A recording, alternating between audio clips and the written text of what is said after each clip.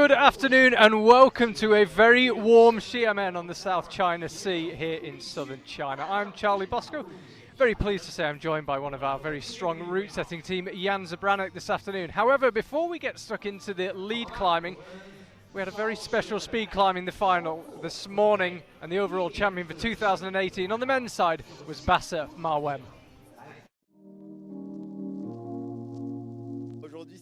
Today is a very special day because it's the last day of the season. The general ranking was up for grabs between four of us before coming here, and I was trying not to think about it because I wanted to do the best performance I could. I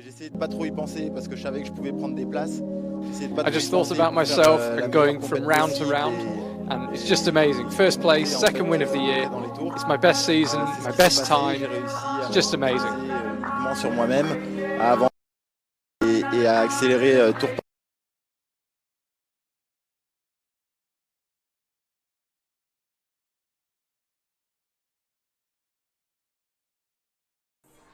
Apologies, seem to be having a problem with our Bassa Marwem video. Yeah, extraordinary speed climbing in final this morning. We had four climbers who could have won the overall title, even when we went to the small and the big finals. We got to the semi-finals, it was still a four-way fight for the overall title. Incredible stuff. Go out and check the replay, and we will put that video about Bassa on the IFSC social media channels. Jan, this afternoon, we've had the speed climb this morning. This afternoon, it's all about the lead on this amazing wall behind us. One thing that's been a big challenge for you guys this time, the conditions.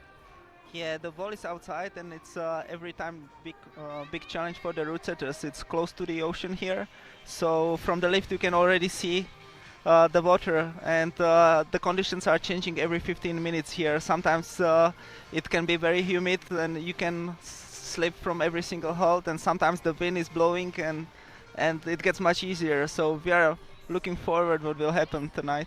Yeah, so you've got the sun, you've got the wind and the humidity. What would you say we have now? It's hot, but it's dry heat and a bit of wind. Yeah, it's dry heat. The wind is less strong, for sure, less strong than yesterday, and even less strong than this morning when we had the last chance to test the routes. So we are a little bit nervous what will happen on the slopers, but it's not humid for sure. Okay, well, we also enjoyed pretty good conditions yesterday for the qualifying round. Before we get underway with the semi-final, let's have a recap of yesterday's action.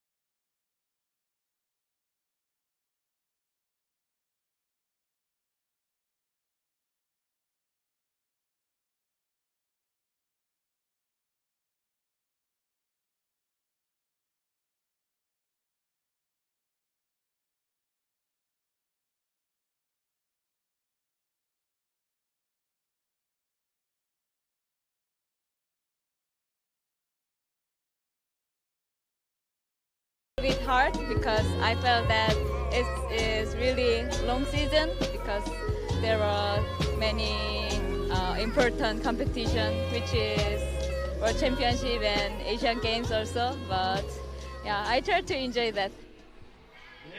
And welcome back to Xiamen Live. Charlie Bosco and route setter Janja Garnbret here to talk you through today's semi-final. This is how the women will line up, the regulation 26 men and 26 women through to the semi-final. No big ties in 26th place.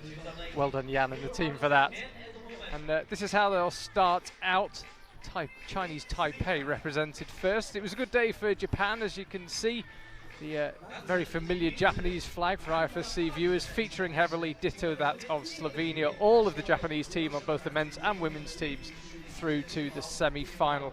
And that last 5 or 6, particularly the last 4, has a very familiar feel. Janja Garnbret climbing last with Jane Kim just before her. Rahul Sapra of Team Canada will be first out on the men's side. Decent day for them, 2 climbers through to this men's semi-final.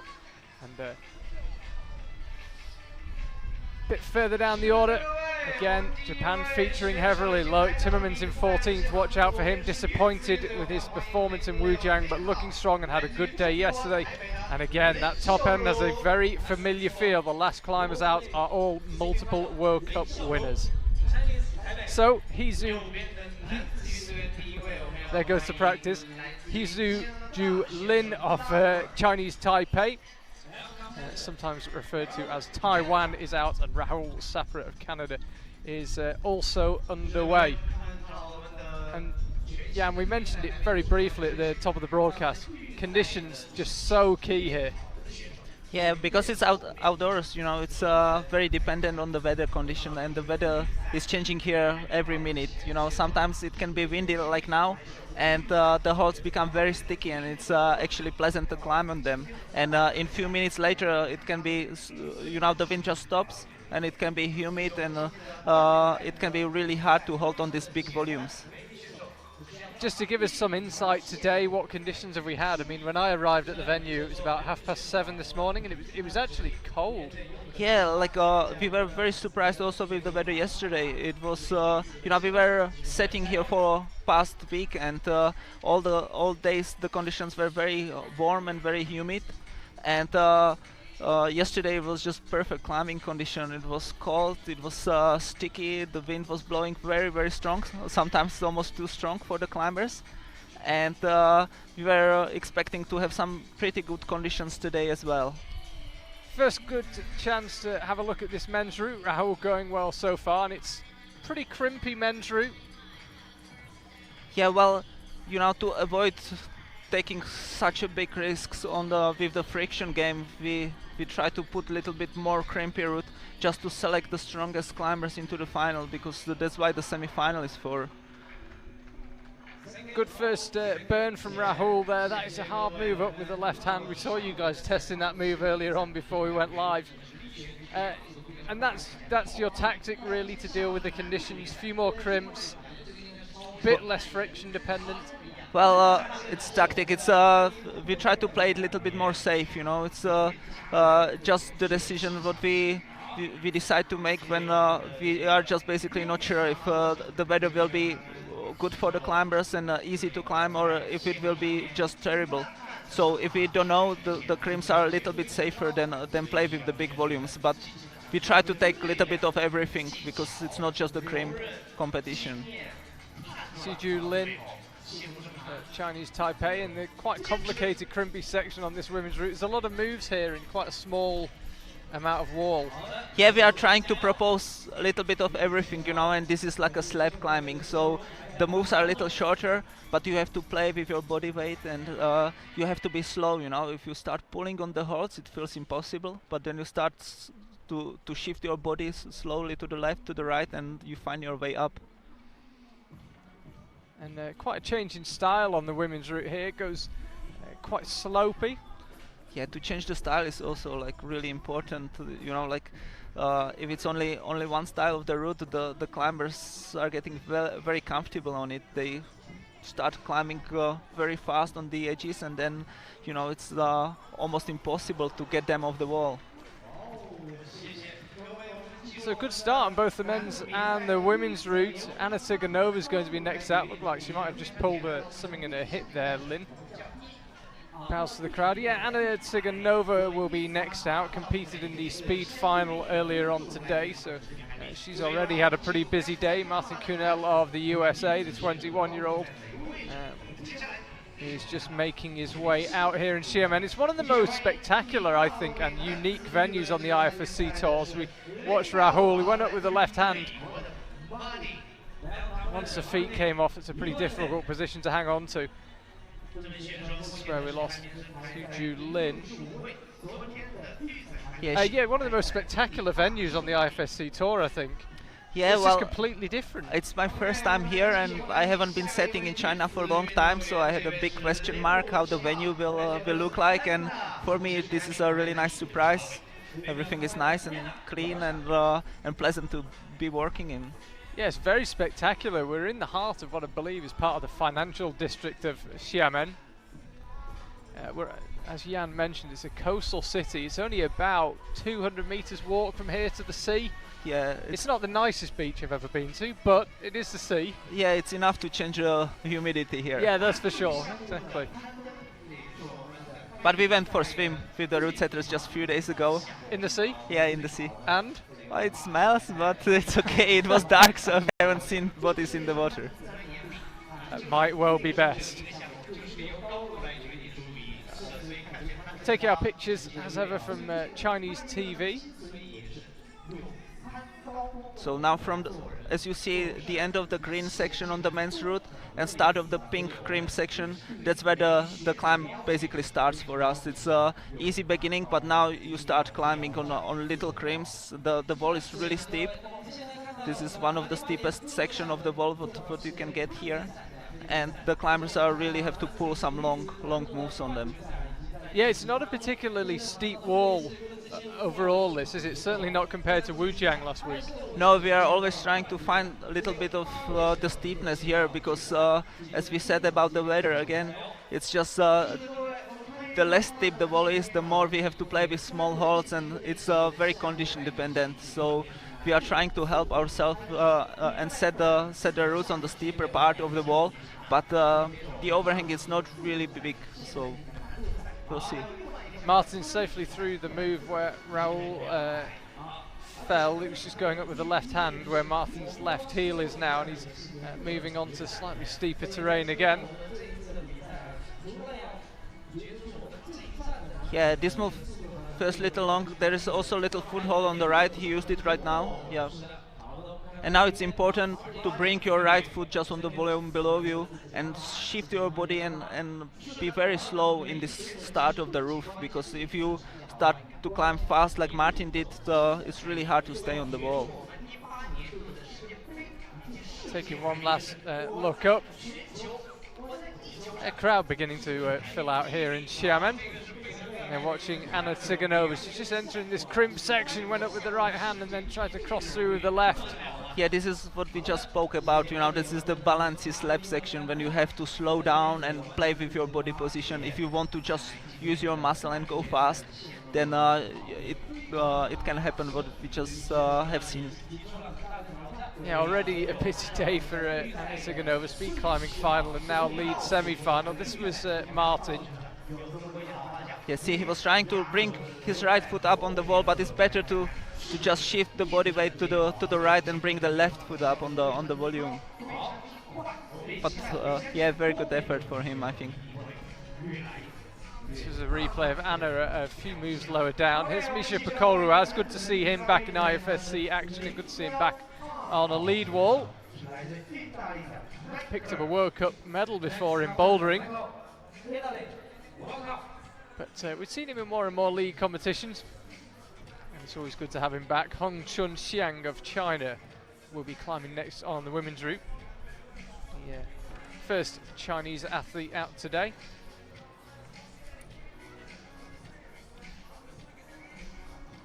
Yeah, it was also a nice surprise for me to see Chinese athletes that they are really improving on the rope as well. You know, like just a few years ago it was almost funny to watch them, but now they are strong, they are fit, and they know how to climb. So it's nice to see. Yeah, Haibin Q will be out later on. Picked up 2 tops yesterday in the qualifiers, Haibin. So now Hung Chongxiang. Remember, the climbers have already had an observation period. They get 6 minutes to look at the route en masse. So just before we came on air, we had the slightly comical sight of 52 climbers all trying to study the routes at the same time. Yeah, and just before they start climbing, they have last 40 seconds before they have to actually pull on the halt. So a lot of climbers, you can see that they still memorize or trying to memorize the sequence just to refresh the memory, so they know what to do. They remember the clipping positions, they calm down, and they start climbing, so they use the time well. Here's Misha. Now then, will he read this move correctly?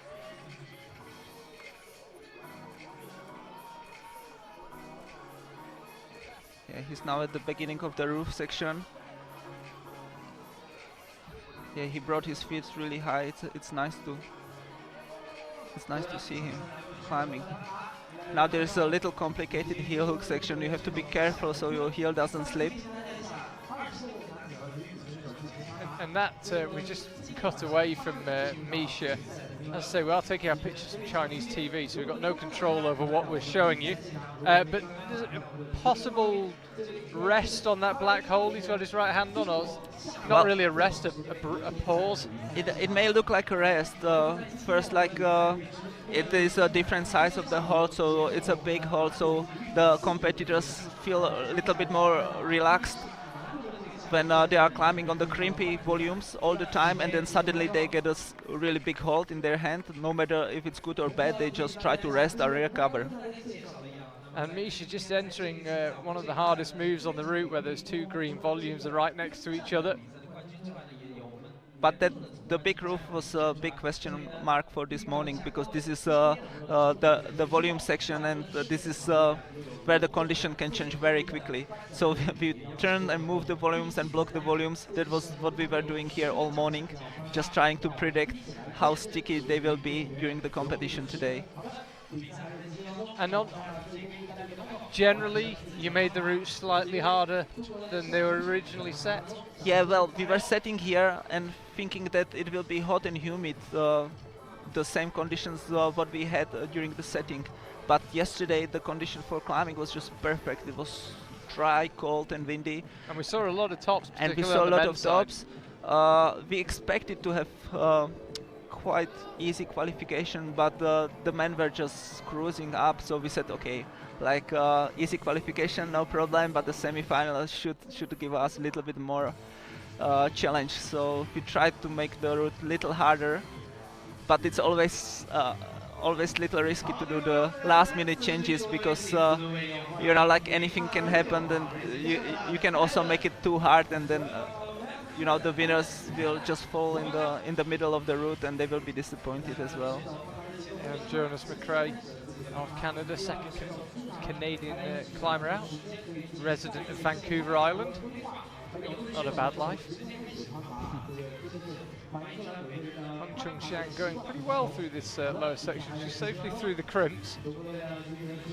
Yeah, now this is the change of the style. She climbs on the slopey holds, and she has to switch from the slow climbing into the more powerful style of swinging the feet and controlling the big slopey volumes.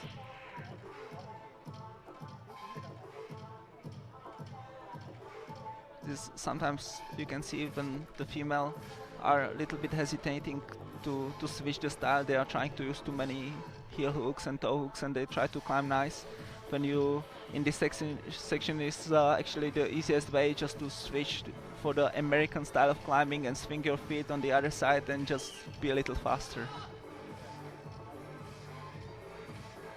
Just caught a glimpse of it on those over on the right, women on the left, men on the right, obviously here in Xiamen, as you probably figured out, and he's still a few moves away from the start of that roof section. If you're just tuning in, just waking up in Europe, good morning. I believe the clocks changed, so everybody who was watching this had to get up an hour earlier than they would have done. Oof. Charlie Bosco and Janja Garnbret talking you through it. here in Xiamen this hot and sunny afternoon. Nice, I think we have a new high point for the female. This is the first bouldering section what we can see on the female route. This is a very powerful compression move, and yeah, we saw Chinese climber did very well on it. The better way than to put the heel hook up was just to keep the feet down and just cross over and keep your body position low, because again you are holding the big slopers in your hand and it's really difficult to shift your body on them. Looked like Xiamen just lost a bit of energy with a bit of an awkward clip there when he cut across to him, but I think he'd been in that position a while. I turned around to look at the wall, which is behind Jan and I think he might have been there a while, and that's a shame. Lost a bit of energy just for that awkward clip. Nicolas Collin of Belgium out next on the men's route, Tina Johnson Hafsas of Norway on the women's.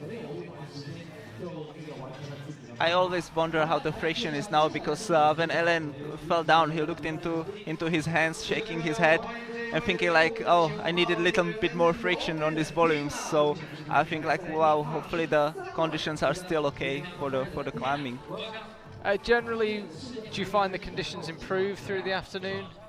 It almost seems like there's no rules here, it just changes constantly, but... Yeah, it depends on the wind, and the wind is changing quite quickly. Like the weather is not on, the wall is not on the sun, so the climbers climb in the shade, so the only factor now is the humidity, and it's quite dry, and the wind. Tina underway, there's Nicolas Collin.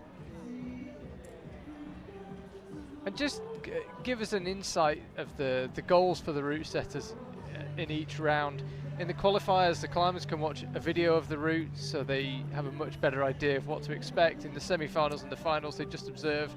How does that change your setting? Are you able to put more complicated moves in for the qualifiers? Yeah, the qualifiers are like a testing ground for us. If we want to introduce some new moves for the climbers, we just do the demonstration, and we show them how we think to solve this problem, and the climbers can copy us. Then they can learn the move, and then once they know this move for the future, we can propose this move for the on-site. We can put it into semi-final or final. It's the safer way.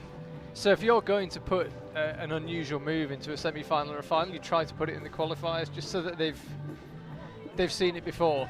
Yeah, well, they get much more comfortable doing the decision. Like if you remember the men's final in Villar, in the men qualification on the top, we did like a rainbow rocket move when you have to jump and kick with your foot and jump to the top. It's like a double jump. And we put it into qualifier because we had this move in the final, and we wanted them to know, oh, this move is here and I know what to do, so I do 100%, because if you have moves like this, you cannot hesitate. You do it easy, but you have to push 100%. Nicolas Collin has been looking exceptionally strong recently. And there's Tina Johnson Hafsas as well. Yeah, he's been looking super strong. His qualifying performance wasn't quite as good as he might have been hoping for. Did enough to make the semi-final. We have got a small field here in China. Obviously by this stage the semi-final is the usual 26, but there was just 32 men starting and 37 women. So it was a smaller field than we normally see at IFSC events, particularly those in Europe where we can have over 100 on lead World Cup qualifiers.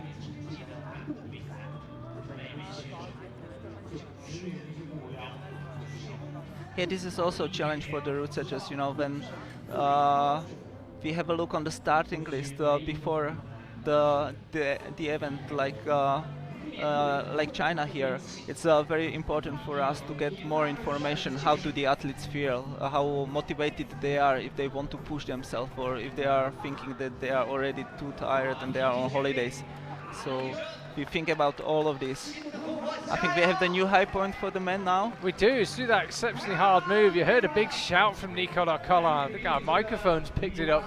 Yeah, absolutely giving everything to this route, and he's now onto the head wall. Yeah, you can see he's super strong because the edges are quite small, and he was clipping off the pocket, which I think it's pretty tough for him. Again, a huge scream, and he's still on the wall. Yeah, very hard move now. Very good for him. Yeah, well done. Fantastic effort from Nicola Collas. Said he'd been looking strong and his qualification route wasn't representative of where he's at right now. That was a brilliant effort. About 3 moves before that he screamed, and then again on pretty much his last move he gave 100% to that route. Yeah, this was the idea for the route setters, just to put the hold so the conditions doesn't affect the route as much, and the men can fight for the final. And that is a very frustrated Tina Johnson half-set. I didn't see where she fell. I'm just looking across somewhere around mid-height. If it is a new high point, it's only just a new high point. Yeah, I think it was again the boulder section with the black volumes as we saw the climber before her. It's, that looked like frustration from her rather than annoyance about anything. This is Nicola Collan, but at this stage looking pretty tired. Yeah, amazing fight. Yeah, well done. I don't think he touched that bolt, nothing to worry about there. This is where we lost Tina. Yeah, I think it was a new high point, but this section is really tricky, really complex. Nicola Collins still breathing hard. I think he might be for a few more minutes as well. That was a huge effort. So his compatriot Eloise Dumont now taking the wall.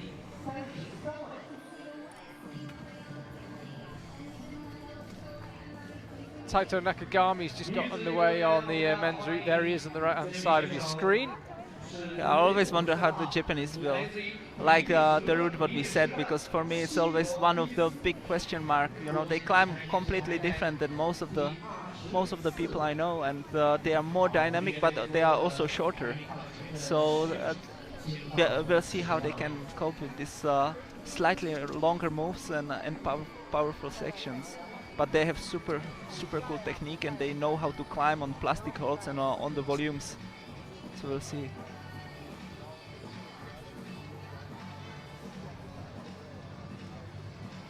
Good look at the Xiamen wall here. I said it earlier, I think it's one of the most spectacular events, completely unique. You contrast this to the fact that the season starts in the Swiss Alps.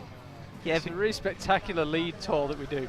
Yeah, it's completely different than everywhere else. We came here to set, and you have to walk down towards the wall, and the wall looked quite small, and we were thinking, wow, this is the wall for the World Cup. But then you realize it's just looks so small compared to the massive buildings around, and then you start climbing on the wall, and it's quite tall. I think it's a little over 15 meters. Yeah, I have to say, when you first arrive, it does look small. Yeah, and then you start climbing on it, and you realize, oh wow, it's just compared to the skyscrapers around, and it's big enough for sure. Yeah, you don't feel that you've had to squeeze in the moves. You feel like there's enough space to create the kind of route you want. Yeah, for qualifications it was a little tough because you have to fit 4 routes on the wall, but semi-final and final we could do basically whatever we wanted. Eloise Dumont just setting up to get into the crimps. Taito Nakagami slapping up with the left hand. That's not going to be enough for the final, you wouldn't imagine. We want 8 climbers through to the final. That was a long move. There was 1 extra foothold for his right foot. We used to test for the shorter guys that they may use this foothold. Taking one last look up at the route, and you can see some of the big skyscrapers we mentioned behind him, huge glass buildings all around. Very new section of the city this. When we first came here in 2016, it was almost deserted. Suddenly there seems to be a huge population that have moved in the space of a couple of years. There's a lot more vibrancy and life this year than there was the first time we came here. Adding to the atmosphere. It's a spectacular end to it's been an amazing season. Eloise Dumont just setting up now to get into this bouldery section. Yeah, as the wall gets steeper, you can see, that the climbers have changed the style of climbing, and then they have to use some more power, and this should make the difference. There is a thumb catch for the right hand, but yeah, she doesn't need it. She's stronger than us. Well done. Yeah, she's been looking in good form recently. Of course, her compatriot Anna Verhoeven not competing due to that elbow injury. Her season ended prematurely, sadly. Yeah, since she didn't use the correct clipping position, but wow, she did it very well.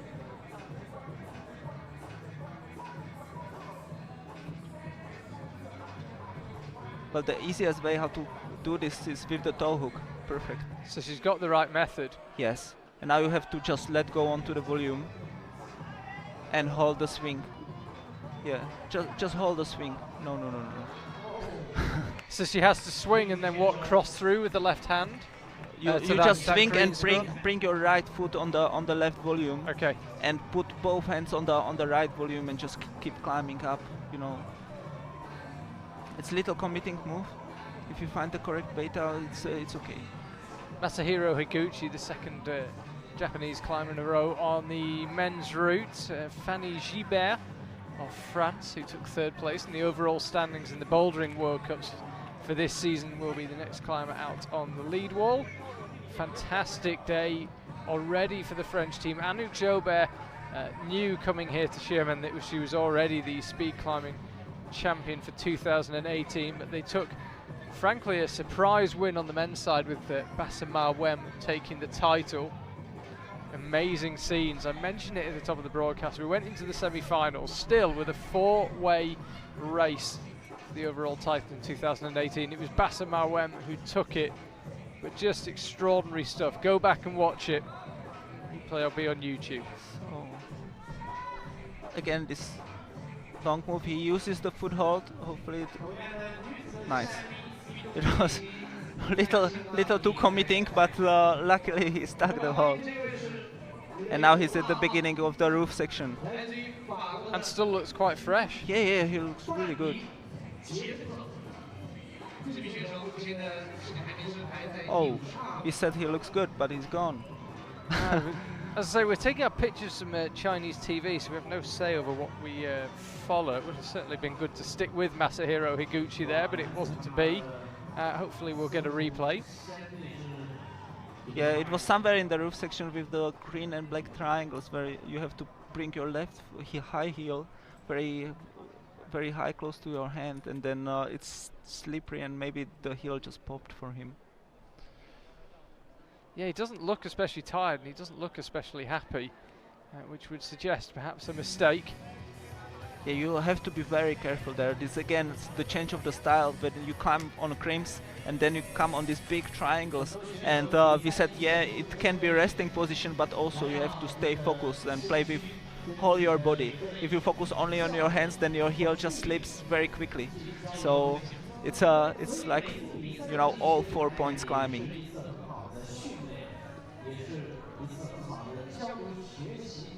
It's been one of the best features of the season, I think, watching climbers do different disciplines, like watching Fanny take part in the lead and people try the speed climbing, obviously because of the Olympics coming up. Yeah, also for us as the route setters, it's interesting to see the people and the climbers coming from different disciplines to our discipline.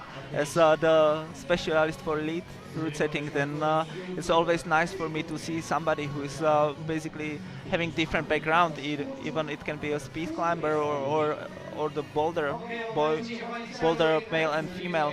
They can do completely different moves and they can commit for the moves differently, and they teach us to set little bit more dynamic routes, and they also teach the colleague lead climbers to climb a little bit more dynamically. So I think it works both ways, and it's good for the climbing as for the sport. Yeah, it's a good point. You feel that your setting has had to get better as we've seen more boulderers come in. You've had to improve. I've had to open my eyes and look what is going around. Sorry, improve wasn't the right word. Yeah. It's the style of the lead was very consistent. Just, you know, you get pumped, you get more pumped, and then you fall. But now it's getting more tricky. You have to play a little bit more. Wow, this was maybe too committing. but you can see, you know, the normal lead climber would never stick this move. You know, it was just got all that extra power. Yeah. And basically, this opens our eyes as the route setters, and we can say, wow, we see what all is possible to do on the rope. So we keep testing, and we can keep pushing the sport further and further. This is the correct beta, the right foot up. And for a Well second done. time, Fanny Gibert's feet cut loose. You can see the boulder female are so familiar with these volume moves. They know how to move, how to play with the body, how to help with the knee bar. It's really helpful. Well done. That was a brilliant effort from Fanny Giber. New Yeah. high point. New high point. And perhaps just getting a little bit pumped, just missed crossing through there. But I think when she sees the score, she'll be quite happy with that. Yeah, when I see the lead climbers climbing, they are much more slow than the boulder guys. And when I see the boulder guys at the beginning of the route, I always think like, wow, they have so much power. They are unstoppable. Luckily, they get pumped. Otherwise, if they would not get pumped, wow, I don't know how to get them off the wall. It's Marcello Bombardi. Spent most of the week here in Xiamen. A lot of the teams went to Shanghai, where they've got slightly better climbing facilities, but the Italian team have been here in Xiamen, training at the relatively small facility here. There's a video actually on the IFSC Facebook page of them training here.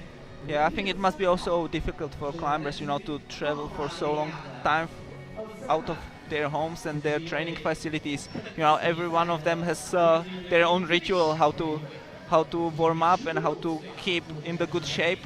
And it's really hard to find this kind of conditions when you are constantly moving and trying to, you know, follow the circuit of the climbing competition. So good job on everyone who does this. Marcello just slapping up with the left hand but missing it. He was looking tired a few moves before that, and it makes Nicolas Collin's performance getting up high onto the head wall look even more impressive. Yeah, that's true. This is again the point where you are switching from the very careful 4-point climbing on the volumes into something when you have to focus on your finger power, and you could tell that Marcello was really getting pumped and he could not really close the crimp and stay close to the wall. Here's Oceana Mackenzie, second lead World Cup for her and second semi-final. Been a very successful trip to China for her. Yeah, I was just through the qualifications and I was very, very impressed by the climbing, what she's doing. She's young, she lives in Australia, it's so hard, it's remote, and she looks world class. It was good. Yeah, she certainly does. Hopefully we'll go back to her on the wall. Marcello Bombardi doesn't look too happy. Here she is, just entering that crimp section.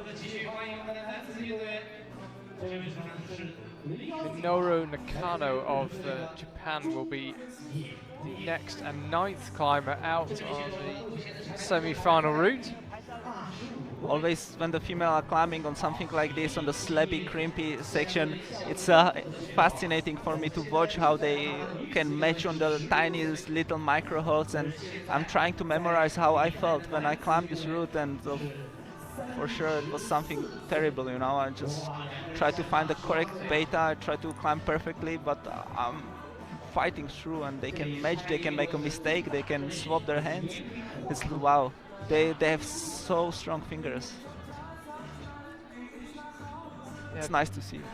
Yeah, we didn't see how Oceana got through that section. Now it's again very technical section.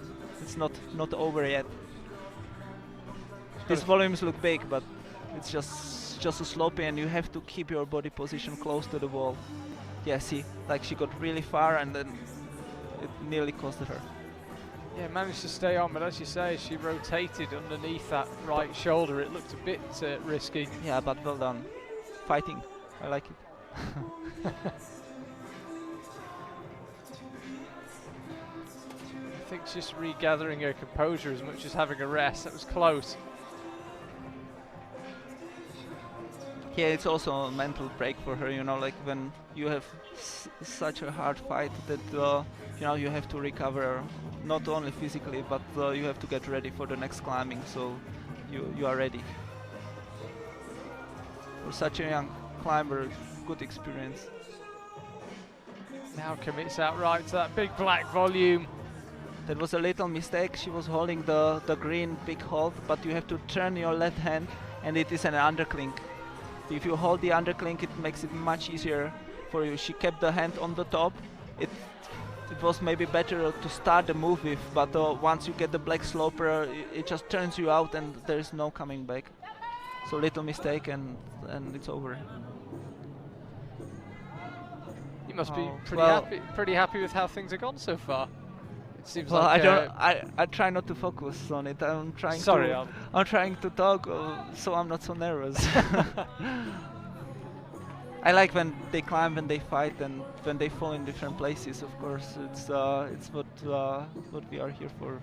But mistakes being punished and some really good fights. It's a good start to the semi-final. Yeah, mistakes are part of climbing. It's if the climbers don't do mistakes, it means they just climb something boring.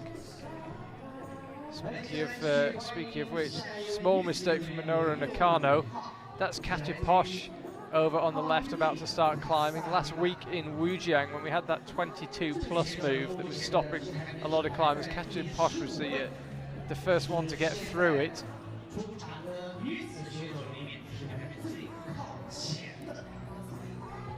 Yeah, I keep wondering about the volumes and the men's route, how the condition is, but I think it's also the placement of the heel hook for the bouldering section.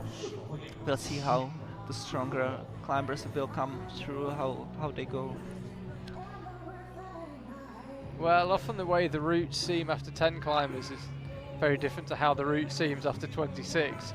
Yeah, Change a lot. Of course, the climbers going in the reverse order to how they qualified, so theoretically stronger climbers coming out later.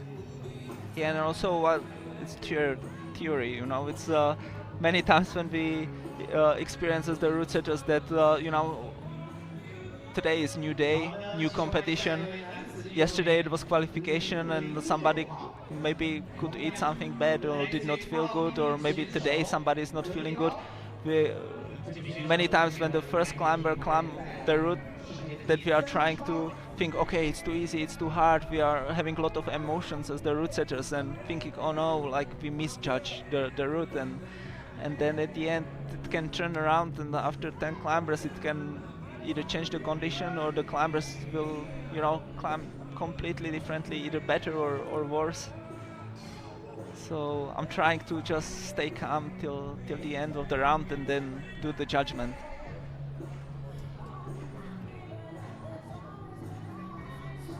Georg Palmer's just got underway. There he is. So it's all Austria on the wall right now. It is a long trip for Austrians too. They went to Japan for a training camp, and then after to one World Cup in China, this is the second one. I think a lot of them are looking forward to go back home. Yeah, it's hard to know if it's actually beneficial to go to Japan like that, because after a few weeks away from home, even when you're in a country that you really like, when you've been away nearly a month, it's quite hard to still be at peak performance, eh? Yeah, I think it depends climber to climber, you know. It's very thin line, you know. For somebody, they prefer to stay home and jump on the plane just a few days before the comp and train at home and, you know, rest at home, eat at home. Some climbers, they like to travel and it's part of the game for them. They like to meet new people, they like to climb in different places and train in different places. So it's very, very different, and it's very individual, I would say. And it always depends on the coach what he would think it's the best for his athletes. Slightly awkward clip there for Katja Posch. You could see it brushing against the back of her head. But she's onto the bouldery section. Georg Palmer's just beginning to start that roof section. Pretty much equal height on the route. Yeah, they both start climbing into the cracks, so we'll see what Chinese television who she will choose. Who will they choose? We're stuck with Katja Posch. Tried the heel hook. Yeah, we tried this section because always when we are setting for female, we are trying to climb like female. So I was trying to climb the green hold with my toe and with the heel. But the easiest way is really just to switch your feet and swing to the right and stand only on your left foot and go directly up. This is the bouldering section when you have to switch into this American style of climbing, when you really have to go. He's done well there, Georg Palmer. He's got through that hard move, but the problem is he's left that quick draw unclipped. Yeah, wow. Oh, Where is he? Good. Well, yeah. I wonder if the judges will do anything there, because I'm sure he climbed past the last position to clip that quick draw. To be honest, I didn't see, and I cannot remember where the quick draw was. But I think the last position, for sure, was a little higher than that. Okay. You know, it's you are holding the volume with the right. That's where I clipped from.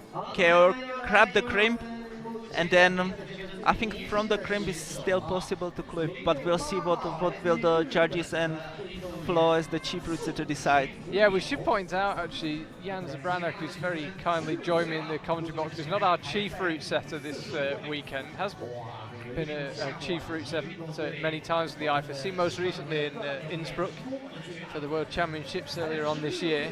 But it's Flo Munning of Austria, resident of Innsbruck, who is our chief this week. So it's his problem, basically. Well, he's there, I'm here, so the judges will talk to him, and I'm sure he will do his best. He climbed the route a few times, and he will do the decision. Like from here, watching the screen, it's really hard to make the decision for me. Yeah, the B-layer, I think the B-layer had the choice between letting him hit the floor and letting him hit the wall. It was a big fall for Georg Palmer. Yeah, but I'm glad he chose not to let him all the way down. Yeah, I think it was a good decision.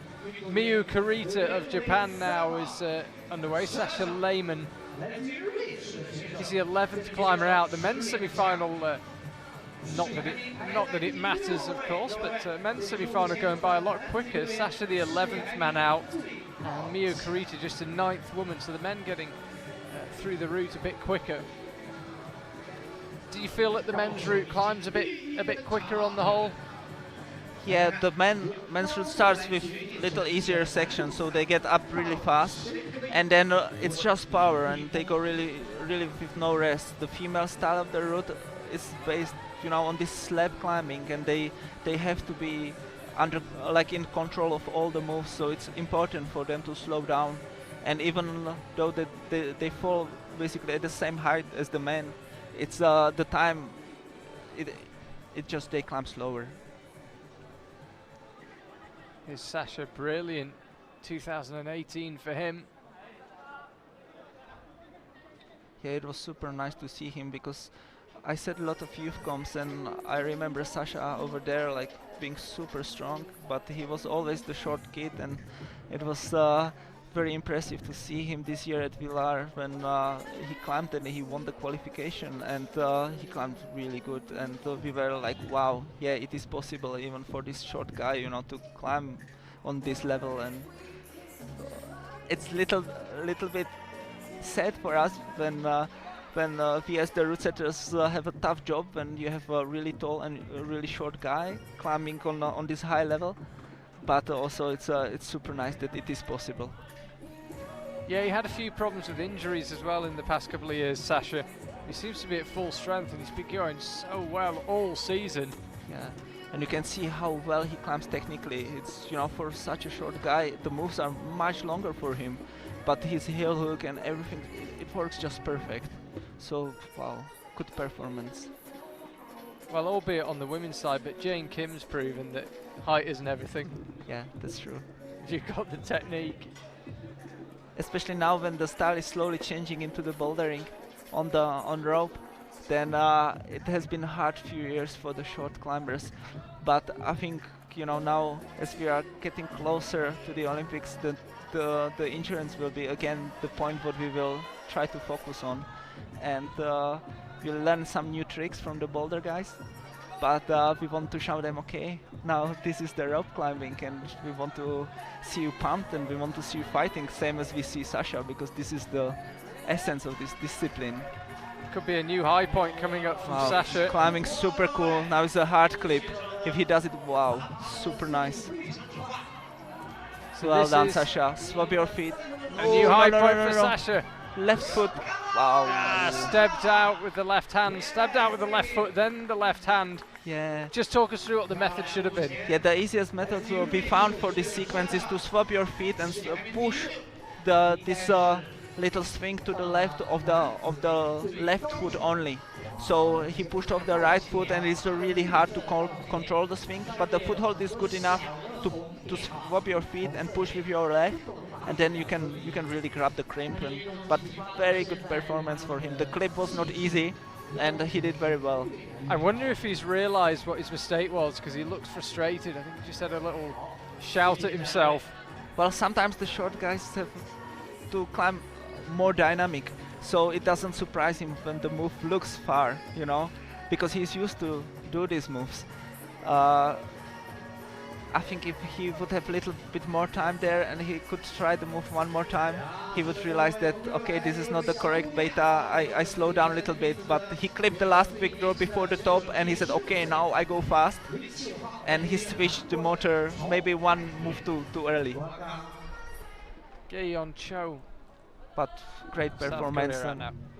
maybe it will be enough for the final. It could well be, yeah. He looks super strong. We'll see what the weather will do. Yeah, that could be the key. Yeah. Yeah. Here's Hidemasa Nishida, 12th climber out.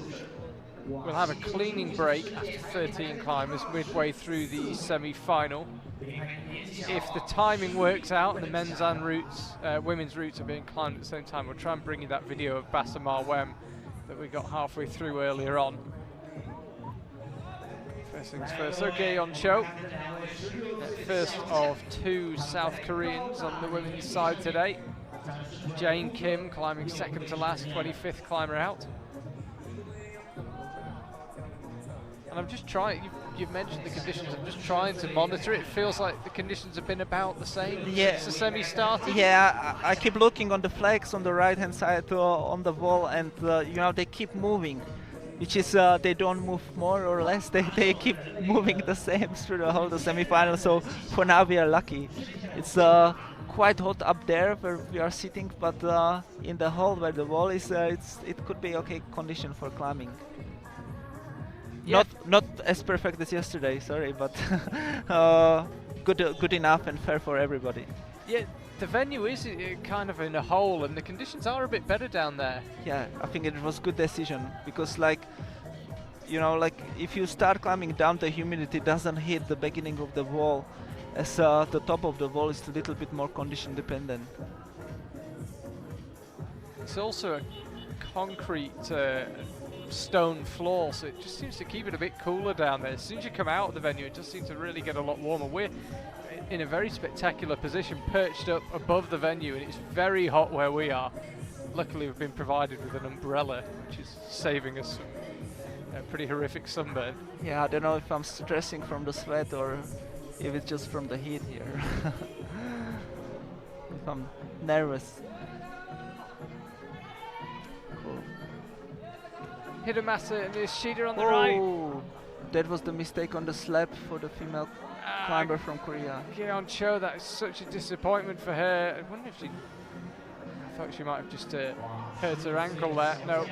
No, as I saw her just a few seconds before she fell, and she chose the wrong method, and she were climbing on the footholds on the left hand side of the slab, which at the beginning it looked it could lead to the big volume on the top, and she could make a little shortcut, but at the end, maybe luckily for the route setters, it was not easier than follow the correct beta. So hopefully she was not talking about this shortcut to Kim Jae-in.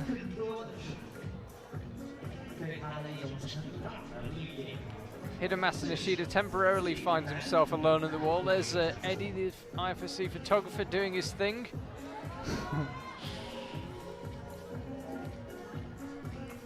Ono of Japan will be next out, 23-year-old. It's going to be all Japan on the wall, perhaps only briefly. Hidemasa Nishida just beginning to look a bit tired here. Yeah, also the heel placement was not perfect, so hopefully it will stick for him. He didn't keep enough space for his left heel, but seemed to work, it's okay.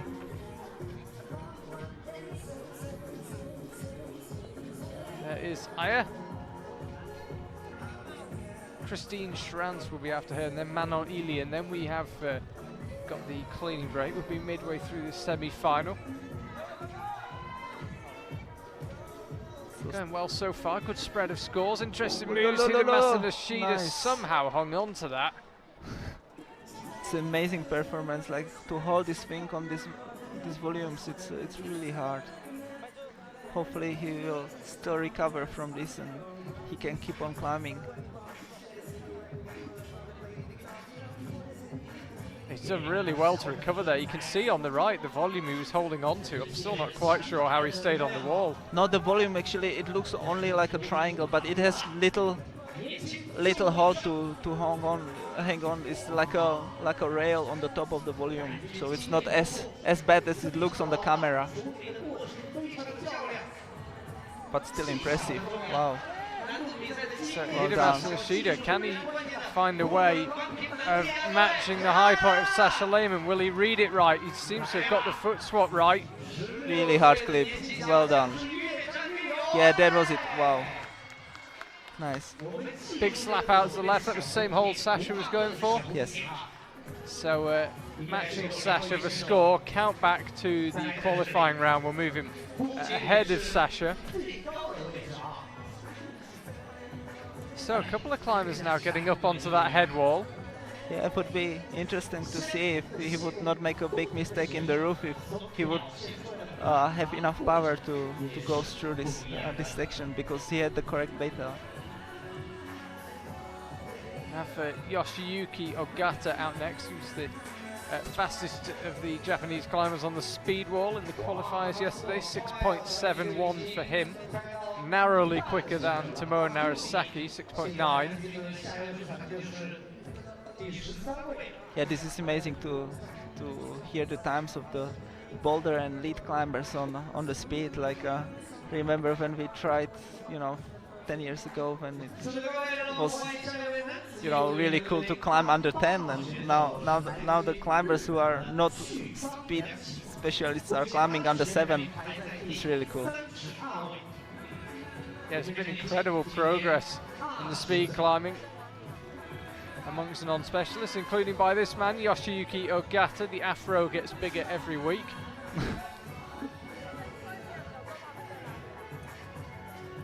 As I know it. So now we are at the beginning of the bouldering section.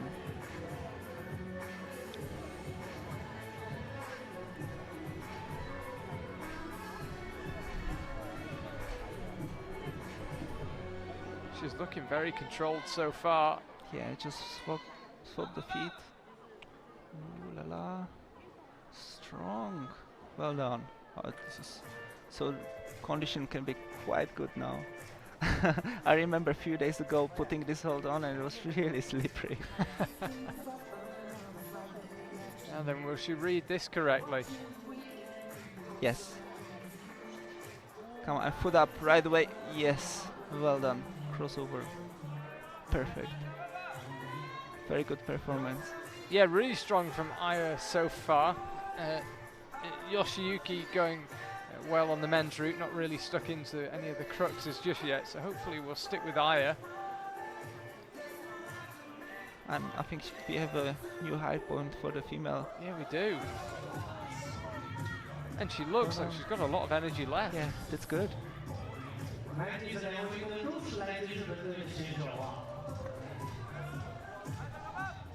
Yeah, definitely got some energy left, but she's got to read the route correctly. Mistakes have been really harshly punished, including that one. And she'll be frustrated because she went perfectly to there. She rested really well, and now the section, it was just few moves before the last cracks. Well done.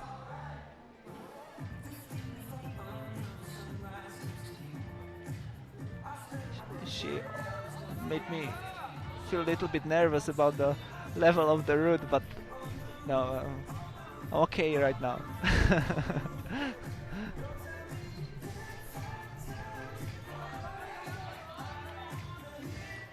Yoshiyuki, it would seem, take his time on this men's route. As I mentioned, he is the last climber before the cleaning break. In Loic Timmermans, once we resume.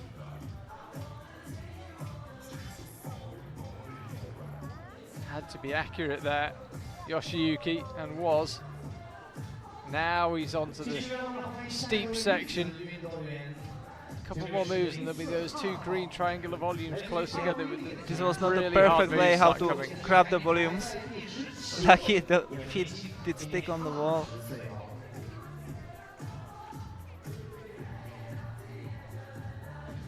Well done. You can see how incredible these climbers are. They may not even find the correct beta, but they can still recover on the wall and they come back. You know, you can see the route setters when we are trying the route. If we don't have the correct beta, it's over. Yeah, it gives you an insight how strong they are. Yeah. Sometimes, you know, we just cannot believe, you know, like that what they think it's possible and what they choose to do on the wall. You know, the vocabulary of the movement, what they have, it's broader and broader every year, and the bouldering helps for sure. Yoshiyuki, you can see his elbow up, just beginning to get really pumped. Yeah, this is the lead climbing what we like. Just real fight. This hold is super slopey. Wow. Hard. Yeah, it's a good effort from Yoshiyuki. He was looking tired for a few moves before that. Yeah, I really like that when they climb and then they cannot do another move, but for some reason they stick the next hold and they cannot believe it anymore, and they, okay, I try one more, and they go again, and this is perfect. Christine Schranz now of Austria, and we'll be able to focus entirely on her climbing because the men's route is about to be cleaned. That's why he came and commentated. Yeah, alright, now you got me. No, actually I really like to do the cleaning, but we have a strong team here of the national route setters from China, and this what they like to do, and that's kind of what they want us to let them to do it. So, well, as someone who we've seen a lot on the IFSC live stream climbing routes, how different are the conditions before and after the cleaning? Well, it really depends on many factors. It depends if it's outdoor or indoor, if it's indoor, if there is air conditioning or not, and if it's outdoor, if it's windy or not, or if the wall is on the sun. So you cannot really tell, but for sure it can help, but sometimes it's even harder, you know, after cleaning, when, you know, the holes are like from certain kind of material. It can be polyurethane, that the chalk can help to make them more sticky. If we brush it off, then it can be harder for the climbers. Also, the climbers see a lot of information from the previous climbers before them. They can see the thumbprints, they can see the little, you know, fingerprints on the holes. If we brush it off, it's little harder for the following climbers. So it can be advantage because the holes are more grippy, but also you lose some information. So yeah. Christine now into the bouldering section. She's moved very quickly and very smoothly through that lower section. Yeah, she's very talented technical climber, and she is, you know, good slab technique. Let's see how she does in this steep section. Have to use a little bit more of the power. Much taller than some of the climbers who've come before it. Yeah, it's really hard to set slab which is fair for the shortest female and also for her, you know, because if you bring the foothold too high, it makes it really difficult for the tall climbers. If you keep it low, it makes it impossible for the short. So sometimes we have to add one extra foothold for different size of the climbers.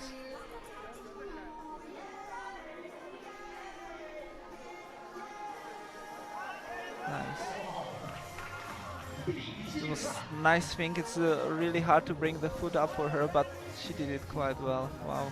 Is there possibly a knee bar in there, or is it too far? I'm looking at that. Well, volume. there's a little knee bar, but it's not like a no-hand rest. We tested it, but yeah, it's the wall is much steeper than it looks. You can see now on the camera. You put the knee, but yeah, you have to just keep climbing. See, she is not touching with the knee. Yeah, just too small, hey. Yeah. It helps a little bit on the, like during the move up on the green one, so you can bridge the knee a little bit and push up. but it's not like this kind of the no hand rest knee bar where you can put your knee and let go with your hands and wave to the public, or at least I hope. I'm just looking down the list at Yeah, how tall everyone is. Yeah, now I said it and someone will make it and I will look stupid. Kiyo Noguchi might find it, you don't know. Yeah. She's reasonably tall. We'll see. Christine taking a long rest here. Yeah.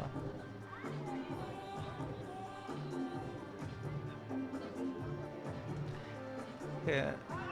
For her taking the rest here, it just tells us something about the condition of these volumes, because when we were setting, it was so humid, it was nearly impossible to match on the volume. That's why we put the thumb catcher there, and we were also thinking to add some more today, but the condition improved a lot, so we didn't have to, and we were making the route harder and not easier. Well done, new high point for the female. Yeah, Christine Schranz going really, really well on this women's route. Yeah, few more moves and then she's in the last crack section of the wall. Yeah, whoa, she was just a little bit short. Hard to see this. See her shaking her head. Is that the right method? Pop up Yeah, with the right hand like that? It was, she just, you could see that she just closed her hand just little few centimeters too fast, and she was not in the correct position yet, and there was no time to recover from this mistake. Very, very strong showing from Christine Schranz. Good climbing for Time, sure. yeah, time will tell whether that is enough for a place in the final. You see the route being cleaned there. Yeah, I asked you about the cleaning. Given the conditions we have right now on the wall, would you rather climb 13th or 14th? I would, yeah, because to make the final, it's important to climb close to the top of the wall, so I would rather climb 13th than 14th, because there are the little plastic holes which, if you put a little more chalk on, it's a little easier. But the Chinese brushes we are cleaning here with are not as good, so it doesn't make that big difference, I think. sorry to say this. Sorry to whoever makes those brushes. Here's Manon Ili. She made every semi-final in 2018. We've had 6 lead World Cups before Xiamen, and she's made half of the finals. So if she can make the final, she will have made a majority of finals in 2018. She's had a really good season. Very consistent, worst finish of 11th. Yeah, she's one of the climbers who we are very looking forward to see, because she always tells us, you know, if we set too easy or too hard, or we know watching her the pretty much the level of the route. So it's good for me, and now I will be maybe even more nervous watching her climbing. Yeah, she is one of those climbers. She's generally on the line of the final. Yeah, that's correct. So somewhere around it. Wherever she falls, you can tell that, you know, this is the hard place, and we have to be careful. This will make probably the line between the semi and final. 13th climber out, so the women's route will be getting a clean next. Just looking behind me, I think we could have the timing about right, so the men's route should be cleaned hopefully by the time Manon is done, and we won't have any downtime. Loic Timmermans will be the first climber out after the cleaning break on the men's side.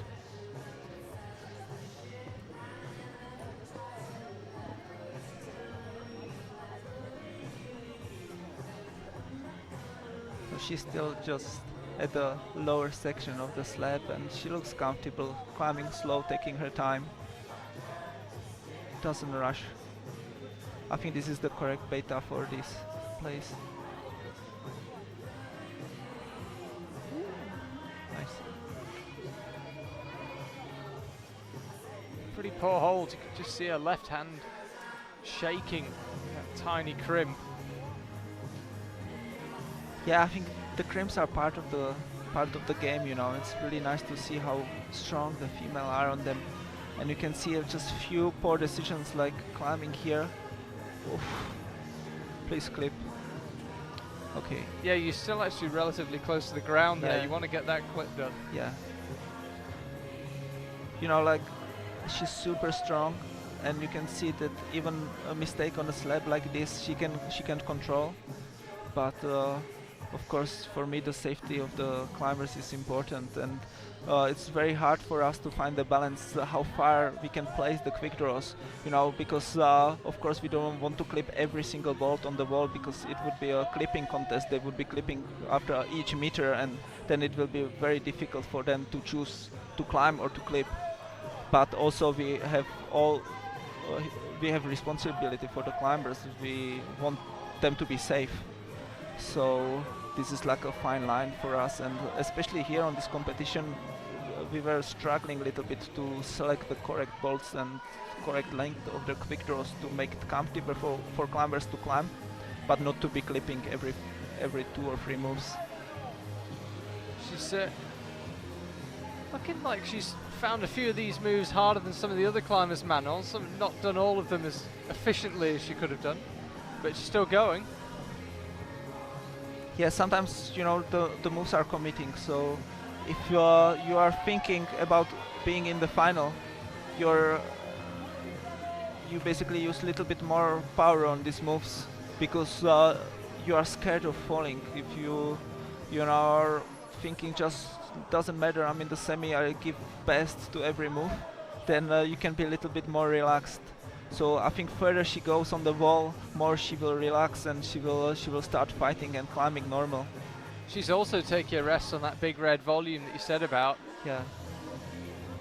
It's good for us to know that the conditions are good and fair for climbing. You know, it was big question mark, and it will be same tonight for the final. You know, after last week experience when we were watching the route setters in Bouldering struggling with the rain and with the hard conditions, we wanted for the climbers just cool playgrounds where they can show who is the best and who is the strongest. Yeah, really difficult situation last week in Wujiang with that rain coming down.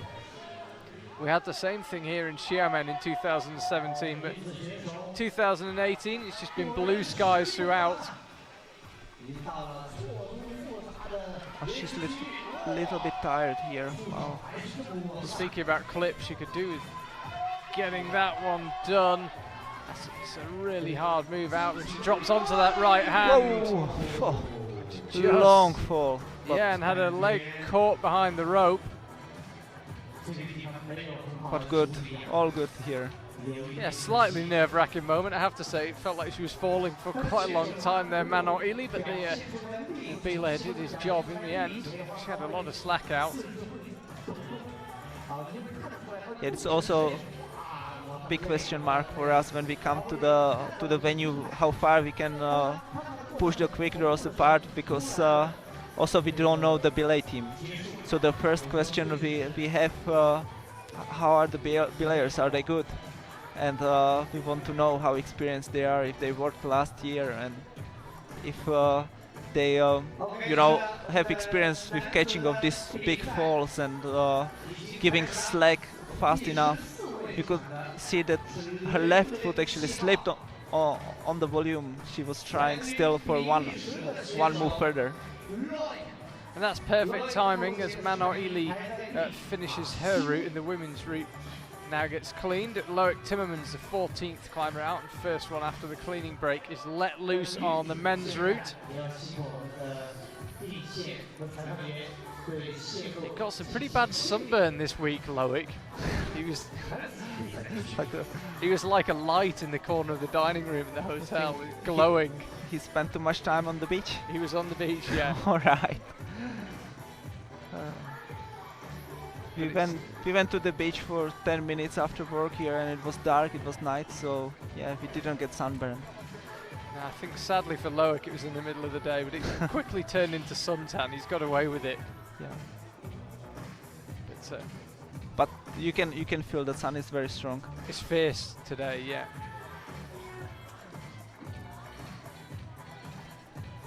It does feel as if conditions have stayed pretty much the same the whole way through the semi-final, though. Yeah, still looking at the flags, they are moving, all good.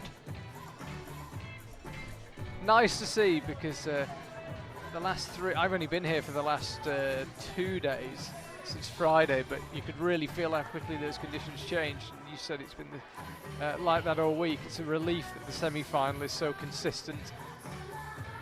Yeah, another thing is like we had chance to make the semi-final harder because we had all morning today.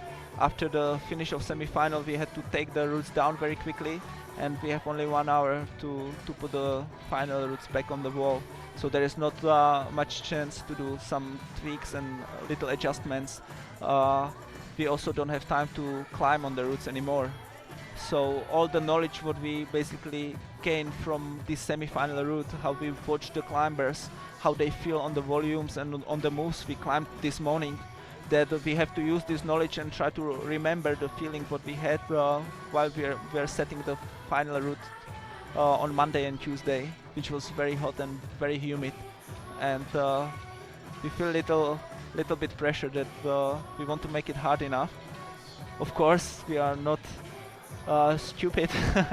we want them to fight. We want to get the result, but I also want to explain that it's easy to be said and it's a little hard to be done because the condition changed since Tuesday, and we have to react, but we cannot test the route. Just stick with Loic in a second. I want to ask you something about that. We'll just follow Loic because he's going really well here. And it looks super smooth. He found a good pace. He missed the quick draw. He's quite high. It's he can clip from here, but hopefully he doesn't fall because he's already pretty high above the last quick draw. Needs to get that done quickly. It's not a comfortable position Yeah, at all. It's done well there. There's Bassa Marwem closest to the camera in the very fetching hat. Yeah. Oh. Loic stabbing out with the left hand. Yeah, there was important move like with you know, sticking the right hand, which was like a big circle hold, which is from polyurethane and doesn't give you much friction and you don't feel comfortable. But you see the next crimp on the volume and you have to do like the electric move. You have to be quick. And if you want to control the right hand, it's impossible. You have to just basically do like tuck and grab the left hand very quickly, and then it is possible, as we saw on Sasha Lehmann and the Japanese guy. Just going back to the talk about discussions, how do you read what you've seen in this semi-final? Do you feel like you've got the difficulty about right for the finals? Do you think you might crank them up a little bit, turn them down a bit? Yeah, the thing is we made the semi-final harder. Right. So we were always comparing the semi-final to the final, and already we were thinking like the level of the semi-final was quite intense before today's tweaking. So I think we would have to do the same just before the final to feel the condition, to check if the wind is still strong, to check the temperature over here, and spoke to the route setting team and do very quick decision if we want to risk to have some tops or if we want to just, you know, push the climbs to be as hard as possible. Some big decisions to make and not much time. Yeah. That's part of the game, and that's the game, isn't it? Yeah. Always, whatever you do, that somebody will disagree, but you know, we want the perfect result more than anyone, I guess. So it's we are not trying to favor anyone. We are just trying to get the job done, and yeah, it's a lot of pressure sometimes. Here's Fedis Samoilov. Women's route still being cleaned, taking a while actually for some reason. It seems to be quite a slow cleaning process. Well, to clean the route it takes some experience, and you know, you learn more you do it, the faster you get. You learn little tricks how to move on the wall quickly, and that's one of the reasons why we want the Chinese to do it, because they want to get the experience by helping us to set for the competition, and all all of this will be great experience for them, and they can learn a lot. So all the mistakes what they do and all the little tips what Flo will give them after they come down, it will be very will very great appreciated by them, and they can really improve and become a great route setters in the future. Yeah, because it's not just the setting; it's cleaning, it's the whole package. Yeah, you have to be fast in all other jobs. You know, just selecting the holes, cleaning the lift, moving the lift. It's this everything takes time, and if you are slow in this process, you get very tired and you don't have enough time to climb and test the routes. So this is all part of the game, and you have to be very good and very organized. So that's what we are trying to teach them over here. Just all this organization and how to take a part of such a big team. We have 7 route setters here, 3 international and 4 national setters. And it's always different when you are setting alone in your local gym. Then when you come here and you have to take a part of this big group and share the idea all together, discuss. Even when there can be some language barrier, then try to take them as a part of the team and try to teach them as much as we can, because for the future they will be the chief route setters for the national competitions and for the continental and maybe sometimes also for the World Cups, and they are here to learn. Here's Fede Samoilov. Pretty good so far. The men are climbing the lower section very quickly. Yeah, you can see they are improving, and it's more and more experienced climbers will be coming out, so you can hopefully see them climbing into the head wall and fighting on these edges. Just saw a shot of Fede's face, and you can see now he's beginning to really try hard.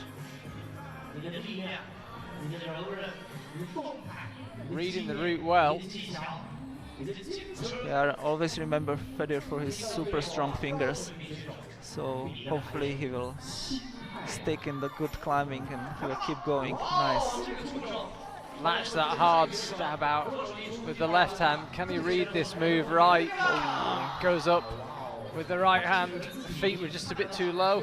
No, you could really tell that the mistake was in the move before, where he didn't get the correct footwork, and then he jumped to the left. He stuck because the hold, but it was already in wrong position, and he got really pumped really quickly, and he looked at the quick draw, realized he cannot clip anymore, and just jumped for the next hold. But basically the first mistake was two moves back, when he didn't find the drop knee for his right foot, where you can also clip and shake and get ready for this very hard move. But well done. I'm always impressed by his finger power and flexibility in the hips. Little jealous. I always say myself when I see the climbers how flexible they are, that I have to start stretching so I can push them a little bit more with the flexibility. Not only the power and endurance, but it's all one package. So if you can just improve your power, endurance, flexibility, then you could be a world champion. No, I could be very, very average climber who can keep dreaming about World Cups. Cleaning completed over on the women's side. Hyunbin Min. Been good to have him back in the World Cups. Yeah, I remember him from long time ago. I was setting for him back in 2011, 2012. It's I'm always amazed how he can be dynamic despite how short he is, and he doesn't seem to care. He just finds his own ways and he just go for it. So it's like a new competition for me, like you see, 13 or 14 climbers climbing similar style, and then he comes out and it's completely new route for me, and I'm always amazed, and I learn from him a lot. I don't know what they have in the water in South Korea, but him and Jane Kim just have completely unique styles. It's nice to watch, for sure. Great to watch. A World Cup winner, of course. Yeah, he's been good to see him back. Dinara factored in over. Yeah, Dinara had a long break too, but she's also a very successful competitor climber, and she has been around for a long time, and it's nice to have her around again.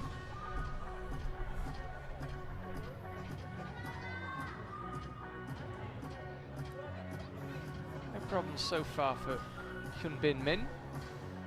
Yeah, there is one move I'm very curious about. There is the move to the roof. Like always, as the route setter, when you set move which you are think, wow, this is little long, then you are also trying to think of the shortest climber who is climbing, because we are trying to make it still fair for them. You know, of course, this can be a challenging move, but you know, it's hard if they just cannot do the move because of their size. So this is the move coming, which I'm very curious about. Okay, he can reach, so it's good. Yeah, it's always big question mark for me, and now it's okay. Whatever will happen, I'm satisfied.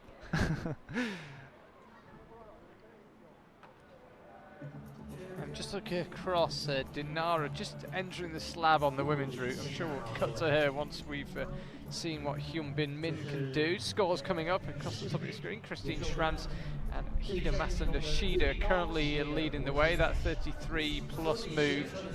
Just one further than where we lost Fede. It's the same move Sasha Lehmann fell on. Count back to the qualifying round, determining the difference between Hida Masa and Sasha Lehmann.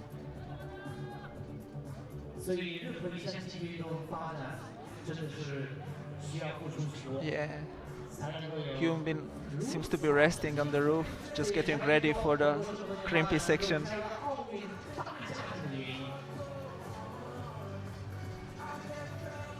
Dinara, you can see there now the now familiar slab section on the women's route, the crimps. Stick with Hyunbin Min, hopefully. He's super strong on the edges. It's incredible how much power he can have, you know, just holding these little holds. Well, that's a hard move. He's breaking in the middle of. Yeah. No, again, he chose to clip from the further up position. This hold on the left, it's the only positive crimp you can have, but you know, if you clip from it, you lose a little bit of power, and then hopefully he will still have enough to do this hard section. This is the slope around his left hand. Well done. Oh, it so looked like solid. he could stick on, but believe me, the hold is so bad. Now he's trying to clip, but it's really hard for him. That looked a risky way of doing that move, but he did it perfectly. He looked at the quick draw and he knew that, you know, it's hard. Oh, a little too short. Same place as Sasha. He looked like he could really do the move. He was just a few centimeters too short. Very, very strong performance. That'll be another 33 plus, you would imagine.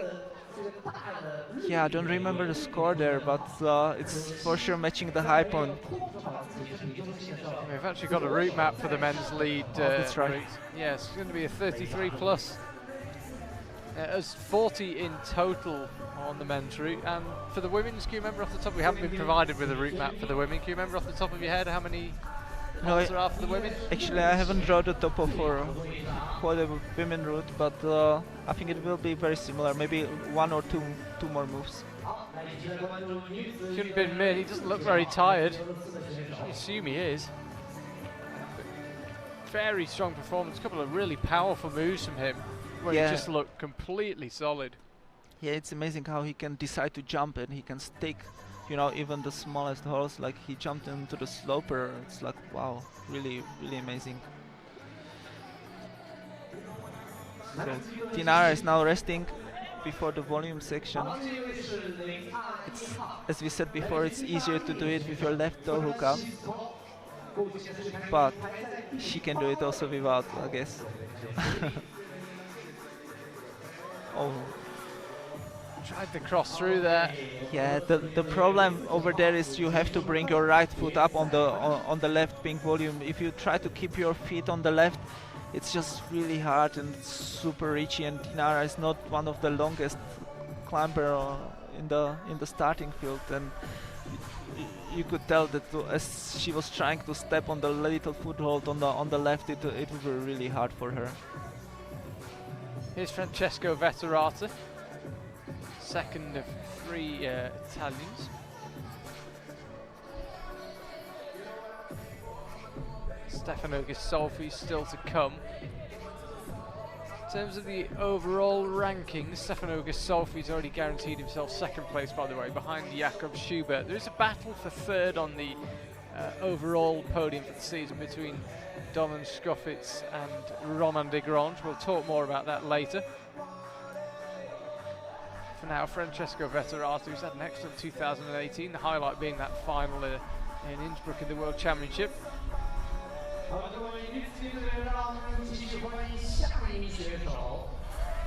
Yeah, I wonder how Francesco will do on this route, because he has also incredibly strong fingers. The wind just begun to pick up here in Xiamen. Our umbrella is becoming increasingly hard to hold on to. It's good we still have some space on the top of the wall.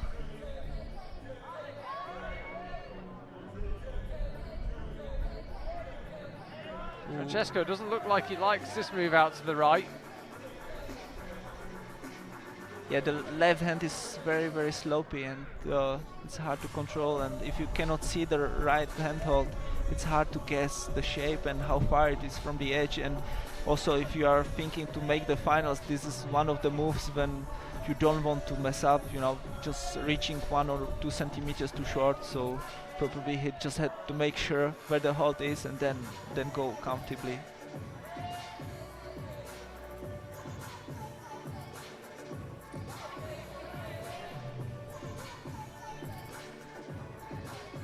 Julia Fies has just got underway. There she is, the second of 4 Austrians climbing today. Hannah Schubert and Jessie Pilz still to come. Jessie, the highest ranked of the climbers from the qualifiers who didn't get 2 tops.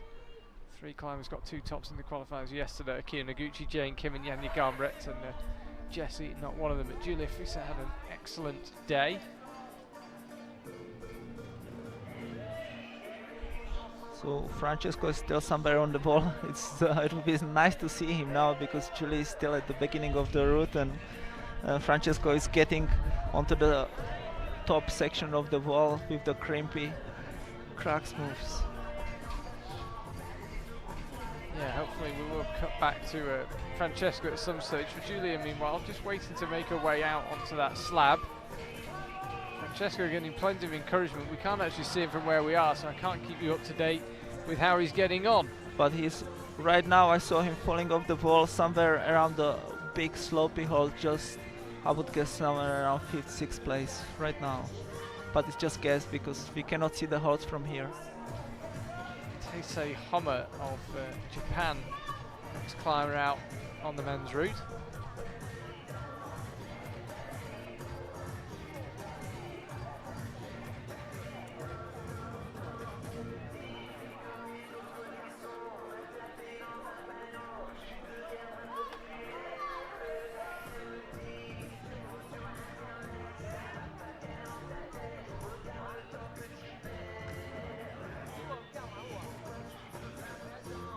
Problems so far for Julia. Yeah, Julie finished the slab section and now she's going into the steep part of the wall. It's a little more physical here, but they are used to climb on the steep walls in Innsbruck, so hopefully she will go through.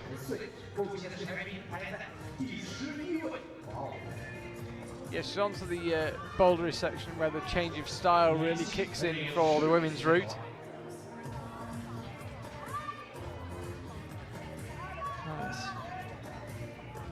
Always very vocal, the Austrian team. You can always hear them everywhere in the venue. Yeah, especially Markus. He's screaming all around. Yeah, the lead physio, Markus Scherer, always making his feelings known. You can always hear him down the front. But it's good. Oh, it's great to hear. It's what we want. Once he finishes his job as the physio, he can be the main cheerleader for the Austrian team.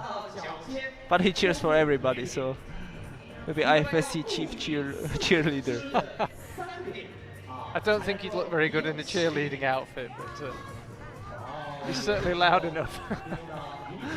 Certainly funny. Nice, very good performance here. She's climbing very well this crack section where we saw Dinara fighting. Yeah, she just kept a nice rhythm. Yeah. She's not really stopped for too long, but she's not climbed quickly either. She just kept a nice, steady pace. Super nice for me to see that even female climbers are so comfortable on the volumes now. You know, they know how to grab them, they know how to step on them.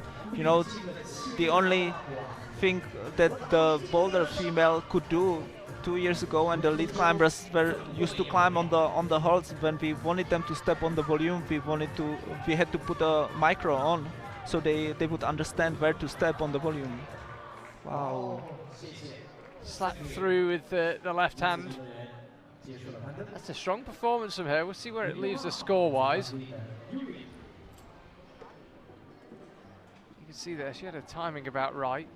About 1.5 minutes of her time left. Climbers on a 6-minute time limit, as they are in the final.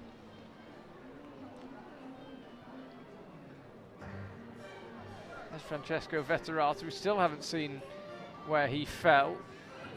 I assume these pictures are live. They're not live now, I'm just looking back. He's not there. This is Taisei Homer, wearing 23. 19-year-old Japanese climber. Mei Kotaki is going to be next on the wall, so it will be all Japan. Not for the first time.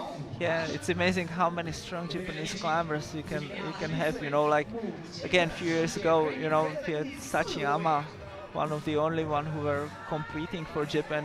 He was amazing. But then he was the only one. And then the boulder guys kicked in, and we were just joking, okay, wait a few years and the lead guys will be there, but now it's reality, you know, the Japan is taking over. And it's actually amazing to see.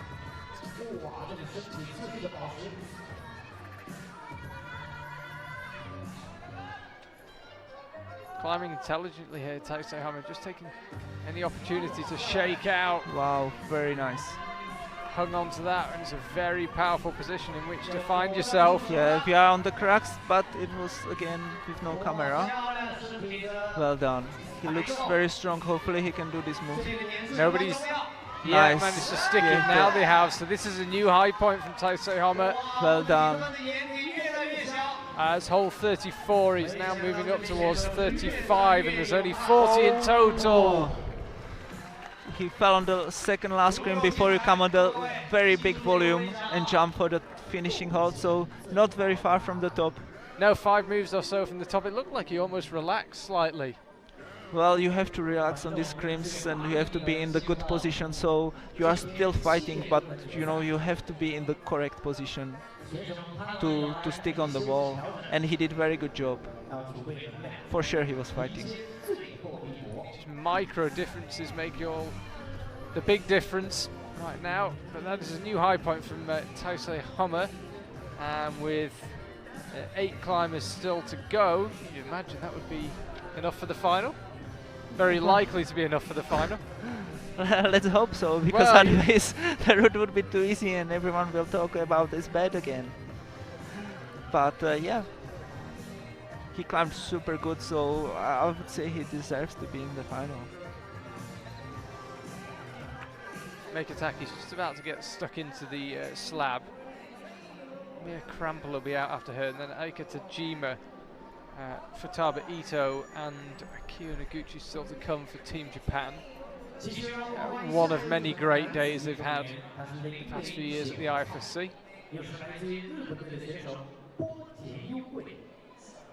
Yuki Hada about to make his way onto the men's route. You can see the scores flashing up along the top of your screen. Nobody yet guaranteed a place in the final. And Meiko Take is one of the shortest female climbers, so it's again for us interesting to watch her climbing. It's as we spoke about Hyun Bin Min, that for the route setters this is the similar kind of way we try to think like, okay, is it too long or can she make it, and is it still okay for her? Is it fair, or is it already pushing the limit? Yeah, you'd expect she'd go pretty well through this bouldery section. Well, if the shorter you are, the more perfect you have to select your body position. So if she does everything correct, the length should not be that big disadvantage, but she has no space for a mistake. So she has only one chance and she has to do it right. Like this. Ooh. Come on. Well done. Perfect. Reading this one to perfection so far. Welcome to those of you just tuning in. Charlie Boscan, IFSC route setter Janja Garnbret here for the semi-finals live from a hot but windy Xiamen. Conditions pretty good on the wall, and we're closing into the real business end of this semi-final where we start to decide who our finalists will be. 6:30 tonight for the finals. 8 places up for grabs on both sides, men's and the women's. She's thinking to put her feet there. Wow, this is a new beta. Is this something you thought of? We thought of it, but we could not manage to do it. So I'm actually curious if, you know, she's certainly more flexible than we are. It's interesting to watch. For me, it's definitely not easier way how to do it. But come on, let's go. Amazing, we talked about a potential knee bar there, and one of the shortest climbers managed to find one. But upside down. Well, a different method, but yeah, I mean, it's very impressive. Hard to tell how much she's getting out of that knee bar. I think the left leg is working quite hard. Yeah, but well done. Like, this is perfect. Like, maybe because she's so short that she thought it would not be possible for her to jump there directly with her right hand, so this was the only possible way for her. We'll see Jain, but if she tries to spin or if she goes directly. But well done.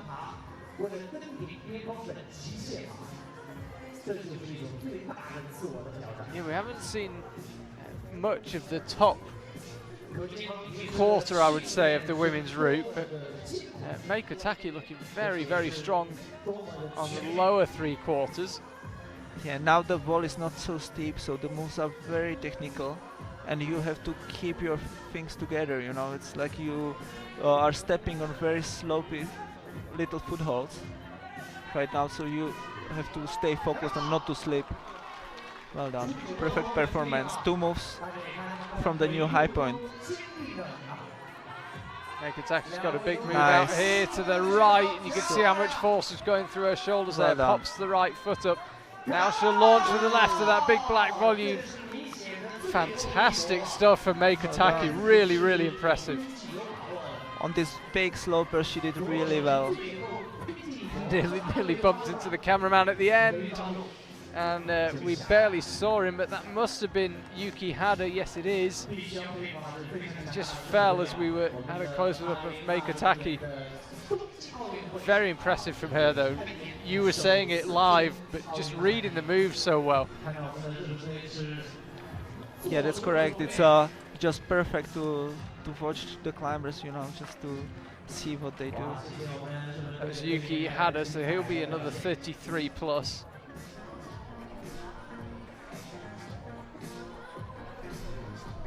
I think Meiko Take will be pretty happy when she sees the scores come up. Just asking Yuka Kobayashi, former athlete turned coach for Team Japan. You can see there 3 Japanese climbers all together. Taisei Hama, Yuki Hada and Meiko Take.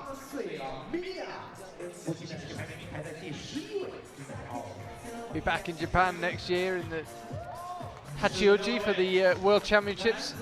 Back-to-back World Championships in 2018 and 19. Yeah, this will be again amazing preparation for the Olympics, and I think all of the athletes are already looking forward to go to Japan and compete over there. You set for the Innsbruck World Championships earlier on this year, and you did what, 14 setting days in a row?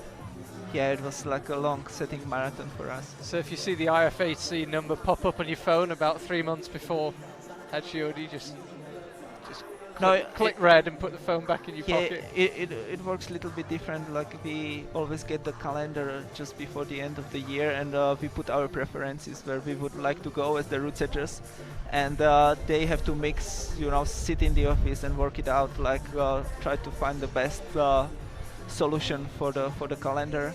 And then we have a meeting in February in Torino, and all the chief route setters and also the judges will go there, and we discuss, you know, the new rules and changes for the new season, and also what we want to achieve and what we should be careful about.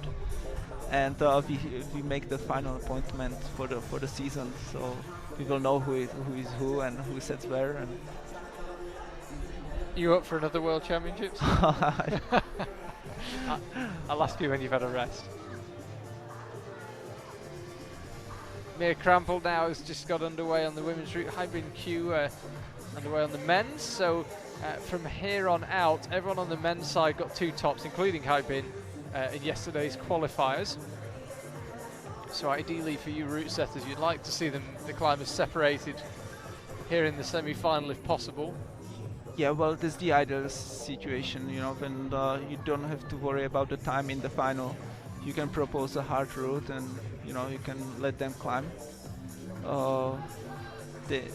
Also, I think for the climbers, it's better than they don't have to be struggling, and they can really enjoy the final fight for the best, and not thinking like, okay, like I have to climb fast or I have to worry about the time. So yeah, we are trying to make the results in the semi-final, but as you see, it's not always easy to do. Easier said than done. Yeah. So absolutely flying by this men's semi-final. Haibin Q, 20th climber out. Mia Krampel on the women's route, just a 17th. So the cadence of the semi-final is completely different. Believe it or not, there's actually still 3 more Slovenians to come. Got Mina Markovic, Chasa Kalan and Janja Garnbret.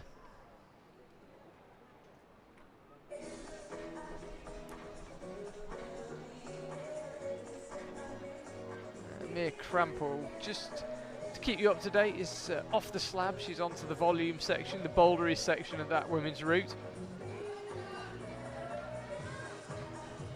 It was very nice surprise for me to watch Haibin during the qualification. He looked super strong, and also it's nice for me to see him during the on-site competition, because it's a new comp, and if you see the climbers who are coming from comp to comp, they have a lot of experience with reading of the on-site route.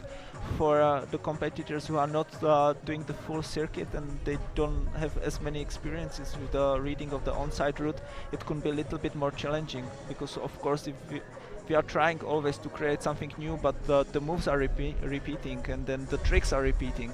So if you are not going through all the circuit, that the on-site route can be really hard for you. It looks like he might just have missed that thumb catch. Now he adjusts with the right hand. Falls, just going up with the left, and that could be an example of what you were saying. Yeah, you know, like if they can climb flash, they see the video, then they can see all the other climbers to climb, so they know the beta, and it's only about the training and about the climbing itself. But to climb on site, it's really different game for them, and even when he probably knows most of the holds and volumes better than the rest of the competitors, it's hard for him to read the moves and climb it on site. Mia Krampel pushing up towards a new high point. Well done. There it is. Whoa, whoa, whoa. Come on, bring your foot up, that's it. Yes, she got the high point now. Just needs to readjust.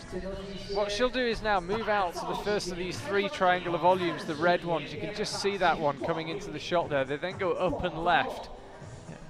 And then after that, it's almost the top. Almost the top, but it's not quite. It looks quite easy here, but the holes are still very slopey here, and it was really hard to test this section during the heat. So this morning Flo spent still some time readjusting these slopers, making it hard enough. So it's also challenging in these sticky conditions. She's climbing very good. Oh, you could see she missed the crimp on the last hole. There was a tick mark, but she probably didn't see it. When you're setting up for that move, can you actually see the screw on? Can you see the green? You can see the tick mark. And but you it can't depends see the hole itself? It depends how far you are from the wall. You have to look up a little bit, but also when you are pumped it's really hard. It's better to stay with your head close to the wall. But there is tiny little tick mark when you have to follow, and you can see also during the observation. So Mia Krampel, new high point for her, almost at the top of the triangular volumes. Now then, this will be interesting. Tomoa Narasaki. Excellent little surprise to see him at the qualifiers yesterday. Yeah, I really like to watch Tomoa's climbing style. It's so fast and dynamic. It makes me want to go and start lead climbing because it's super nice. It's just not boring. It just goes like, it's really cool. Yeah, it requires a lot of coordination because he never really stops moving. Yeah, and how precise he is, you know, like with his heels and toes, like he moves so quickly on the holds. You know, he doesn't need, you know, too much readjusting and moving with the heel. He puts the heel for the first time in the best possible place and he moves. So he could picked up a World Cup win in the bouldering earlier on this year. And then we see a who's who of world climbing down the front. Tomoa absolutely rocketing up this route. He's jumping on the creams. Yeah. Hopefully he will still have some power on the top. Yeah, 2 tops for him in yesterday's qualifiers. This is Aika Tajima now. As I mentioned, Futaba Ito and Nakia Noguchi still to go.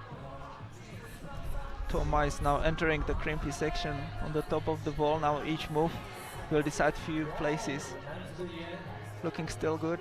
Yeah, it's going to get very tight at the top of that men's ranking, possibly the women's too. Oh wow! And Tomoa's right hand just popped.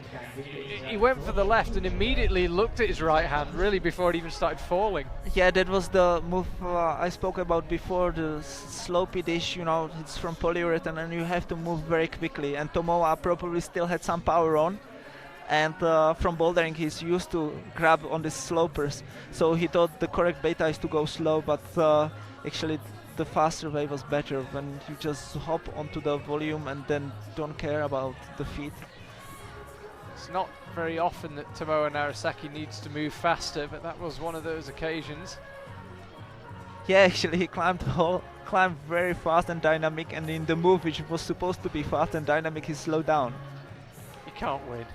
Yeah, but very good to watch him anyways. I don't think that'll be enough for Tomoa. We'll have a look at. I'm not sure whether the scores will have updated and we'll have his score. Possibly not, but I fear that won't be enough. When you think of the calibre of climbers still to come, I think you'll need to get to that 33 plus move.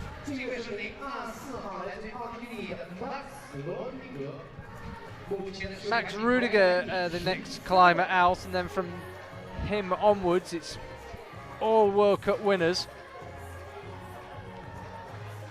Max climbed really good at qualification or semi-final in Villar this year. Was sitting there and it was amazing to watch. He climbed, I think it was still 9 climbers to go, and he topped the semi-final routes, and we were thinking, oh no, the route is really easy. We will have, you know, 9 tops, but then after him nobody managed to top the route, and he was the surprise winner of the semi-final, and he did very, very good. Yeah, if you were looking for an outside bet for somebody to win a World Cup who hasn't won one before, yeah, wouldn't be a bad call. Yeah, well, before the season you would probably make a lot of money because nobody would really put his money on him. But now after we saw him climbing in Villar, we know everything is possible, and you know he can even win today if he gets the right rhythm and he climbs with no big mistakes. Quite unpleasant watching Aika Tajima drop that knee there. Yeah. A lot of force going through the the one in the inside of the knee, whose name I can't remember, but yeah, managed to make it work. Very flexible joints. Yeah, we had one guy from Hong Kong yesterday. He re-injured his meniscus here by climbing. It's yeah, part of the game. The climbers are just pushing on the limit of their bodies, and it's not just the fingers or the shoulders, but also the other joints. And you know, you are trying to help yourself, you know, with your legs as much as possible. So the strength positions when the climbers can get into are sometimes looking very unhealthy, but it helps them to stay on the wall and save some power, and they can climb a little bit further. Yeah, speaking of which, we wish him a very speedy recovery. If something went in his meniscus, he fell very low on the route, and I think it was exacerbated slightly by hitting the ground.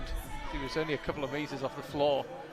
Yeah, I think I spoke to the physio, and they said that he had his meniscus injured before, and yeah, once he did some awkward drop knee on the wall, it just opened again, and then he basically, you know, have to recover and get his knee fixed.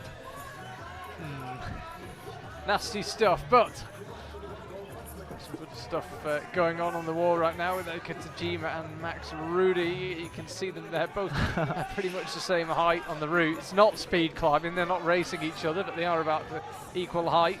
Yeah, Max has really strong fingers too, so it will be amazing to watch him. He's now entering the crack section, clipping the crucial quick draw, and still looking pretty solid.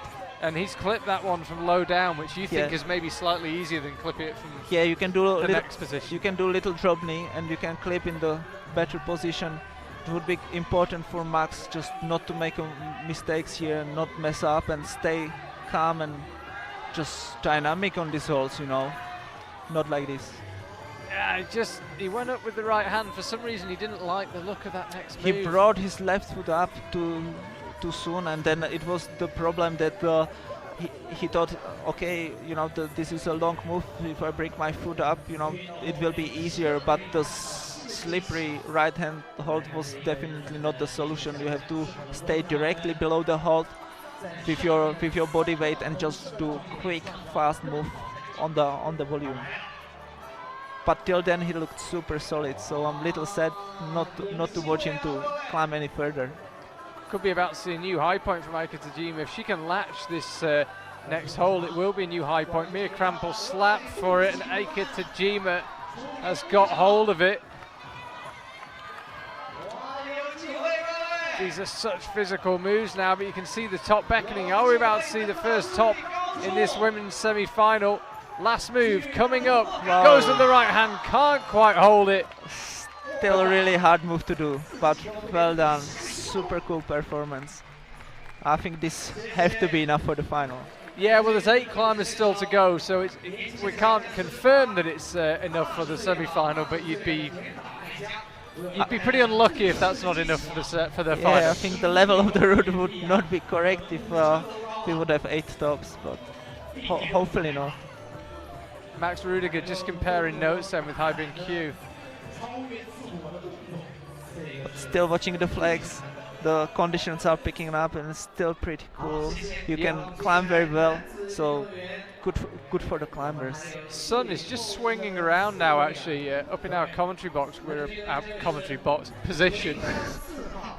Box might be a bit exaggeration, but we're about to be in the shade. Much of the wall now is in the shade. Most of the crowd are in the shade.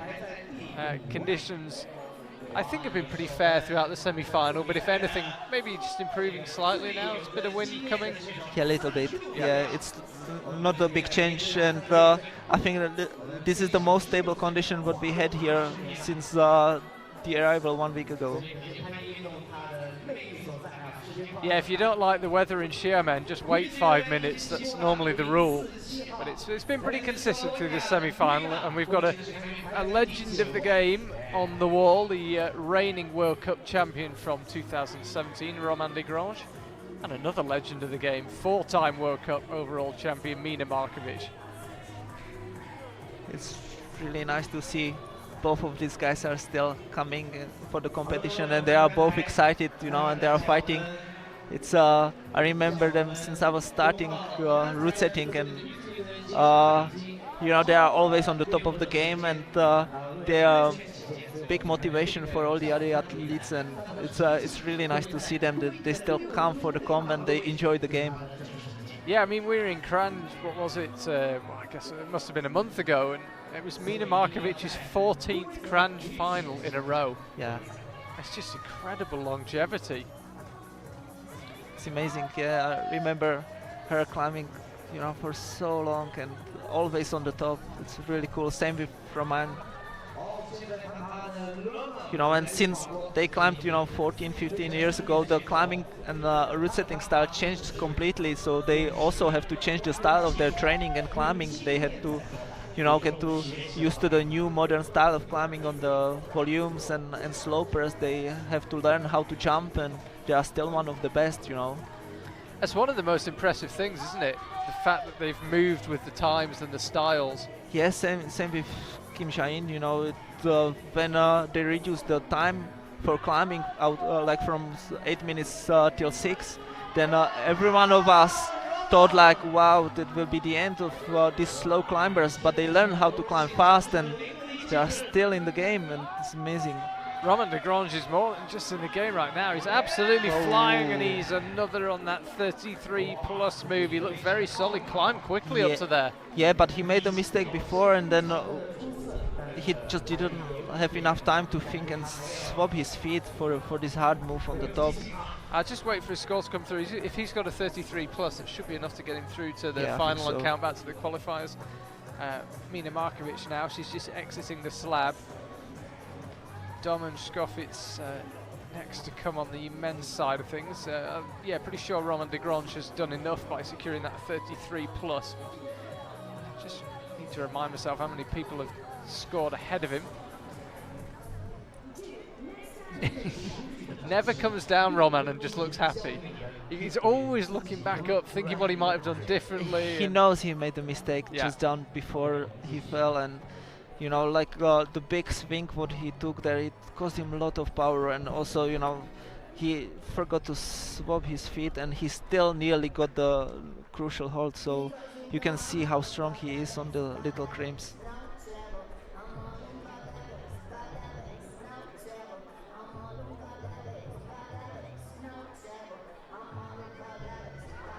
Now Mina launching into the volumes. World Cup winner in 2 disciplines, not many people can say that. So she's no stranger to bouldering, although we only see her in the lead these days most of the time. Working hard through these moves, but she's conserving her energy well. She's setting a nice rhythm, reading the route pretty well. Now, will she get these crucial moves to the right correct? We can see there Romain de Grange second place, so safely through. Top 5 on the men's side currently guaranteed their place in the final. After Mina, we'll have our first guaranteed finalist amongst the women. So Sasha Lehmann's going through to the final.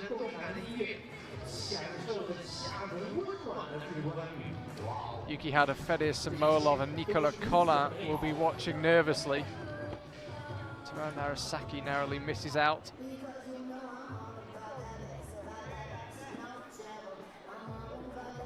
Yeah, you can really tell like all the guys are super fit and prepared for this hard, powerful style of the climbing. You know, if you propose something which requires finger strength and, you know, endurance, but it's not super long, it's around, you know, the 40 moves or 35 moves, nearly all of them can perform really well and climbing without mistakes, which is super cool to see.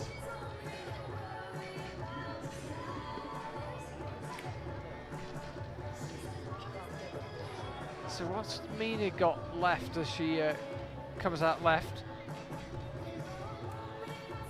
She's still a few moves, half a dozen or so moves from that previous high point before we punched into those big red triangular volumes. The high point now, if you want to beat it, you've got to top the route. Yeah, it's always interesting to watch Mina because she's one of the female who can completely find the new solution and new data for the sequence, but she is climbing really well today, and I hope for her she can still stay on the pole for a little longer. Just beginning to breathe a bit harder now as the effort really begins to kick in. She went up with the left hand and she just begun to look tired a couple of moves before that, Mina, so she'll have to wait and see whether that is enough to make it through to the final. Eika Tajima now guaranteed her place in the final. 7 climbers still to come for Taba Ito, Chiasa Callan, Hannah Schubert, Jessie Pilz, Akira Noguchi, Jane Kim and Janja Garnbret. Over on the men's side, Domen Schuffitz, we would have expected to be on the wall by now, and I think he is. Yeah, Cameraman hasn't yet found him. He's climbing in the roof section right now, I think. There he is.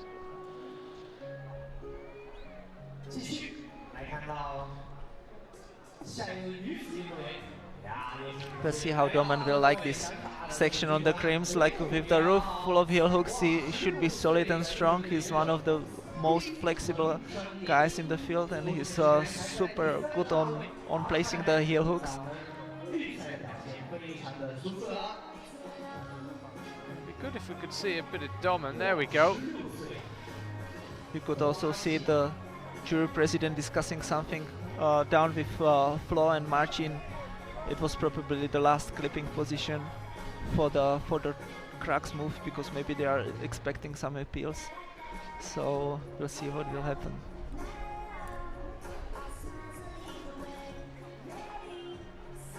Yeah, Domen climbing third to last. He had a bit of a stomach upset in Wujiang. He wasn't able to give his best performance, but apparently had a good few training sessions in Shanghai. He's feeling 100% again.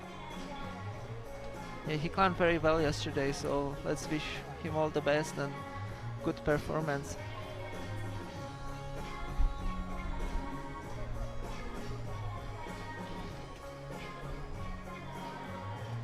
So now he's onto the crimps on the top section of the wall.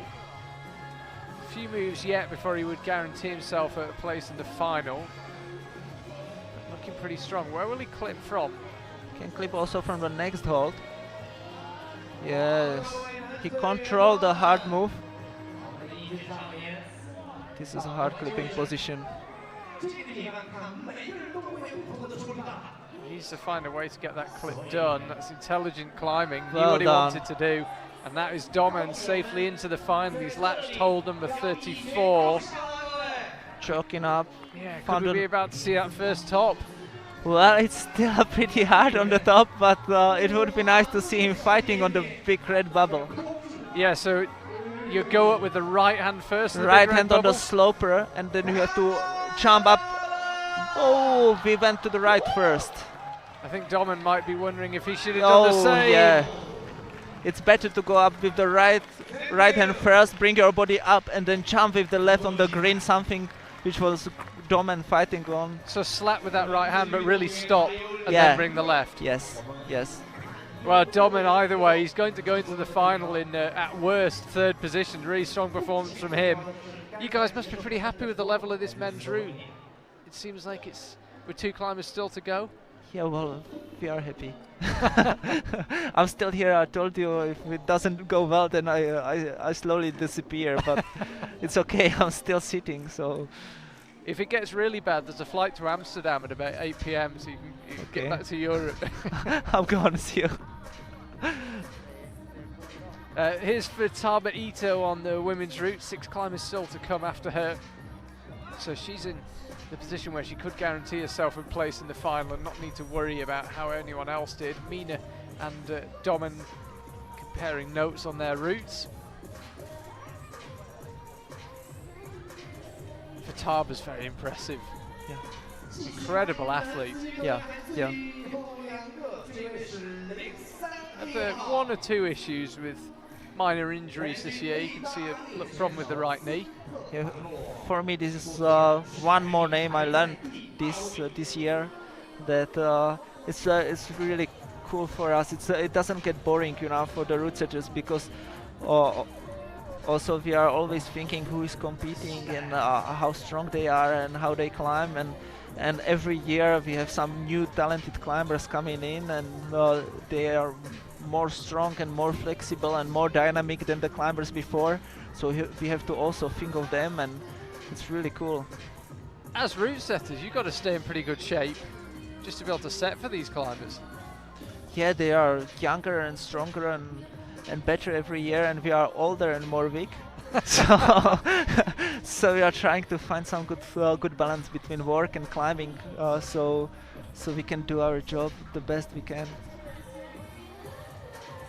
And Futaba just needs to free up that left leg from behind the ropes. It doesn't catch when she moves out. Yeah, but she clipped, so it's good. Yeah, as you say, she's already got the clip. It means it shouldn't have too bad a fall if she was to slip, but she could still do with getting it free. There are two options how to do this move. She was matching and trying to go the other way, and it's really difficult. Now she matched back. Hopefully she will find the correct sequence. Okay, this is possible too, but it's a little more difficult. Okay. And she did end up catching her leg on the rope. Yeah, all the other female who climbed before her, they crossed onto the green volume with the right hand, and they just jumped up with the left hand. During the testing, we tried both solutions, also jumping of the black volume, but it's a little more difficult. Here's Stefano Ghisolfi, second in the overall standing for 2018 for the second year running. It's really nice to see Stefano climbing on the competition. He's a very smart climber. He knows how to compete, and he always prepares very well for the China competitions. It looks like he doesn't care about the time difference and different food. He just likes it and enjoys to come here every year, and he performs very well. Yeah, he won his first 3 World Cup victories came in China, and people were saying, oh, he can only win in China when the field's smaller, or look, but that was disproved this year. Yeah, it's just really the people have to understand that the field may be smaller, you know, it's only 32 men competing here, but top 10 guys are still here, and they're really in a good shape. The only difference, what I would say may be good for Stefano compared to the European World Cups, is it's more climbing on the holds here, because we don't get as many big volumes, and also because we are trying to avoid the problems with the weather, that we are using more crimps and more holds, and he's basically a very strong rock climber, and he's good on this style. So that's why he's performing very well here in China compared to the other comps. But he proved this year he learned to climb also on the big holds and big volumes. So yeah, I mean, if you win in Xiamen, oh yeah, that's no fluke. It's the biggest field we get all year, and now I think if there was anyone doubting his ability to win across the world, he proved such them a wrong. big mistake, but he still could hold the hold. Well, that'll be a 34 for Stefano, so that's enough to see him through. Yeah, for sure. But he made so big mistake, didn't swap the foot, but you could see the finger power, how he could still hold on the little left hand hold. Wow. I mean, I saw you guys, I saw Flo Moaning testing those moves earlier. Those moves are absolutely desperate, even when you know how to do them. Just incredible strength for him to make a mistake and stay on. Yeah, of course. Like, you know, you have 2 types of moves what we can propose. We can propose moves on volumes, which are very balancy and very tricky, and jumps. And these moves get easier for us. The more we try them, the more comfortable we get on them. So you can see the route setter moving through the volumes, and it can look easy. But these moves, you have just a few millimeter edge, and you have to move to the other one, and there is no excuse. You just have to grab the hold, and you have to make the move. So you can grab it 10 times or 20 times, and you don't get any better on these holds. So, but it's part of climbing on small holds. So that's why we chose to do it for the semi-final route. This is Janja Garnbret, the penultimate Slovenian. We've got 2 Austrians in a row after her, Hannah Schubert and Jessie Pilz.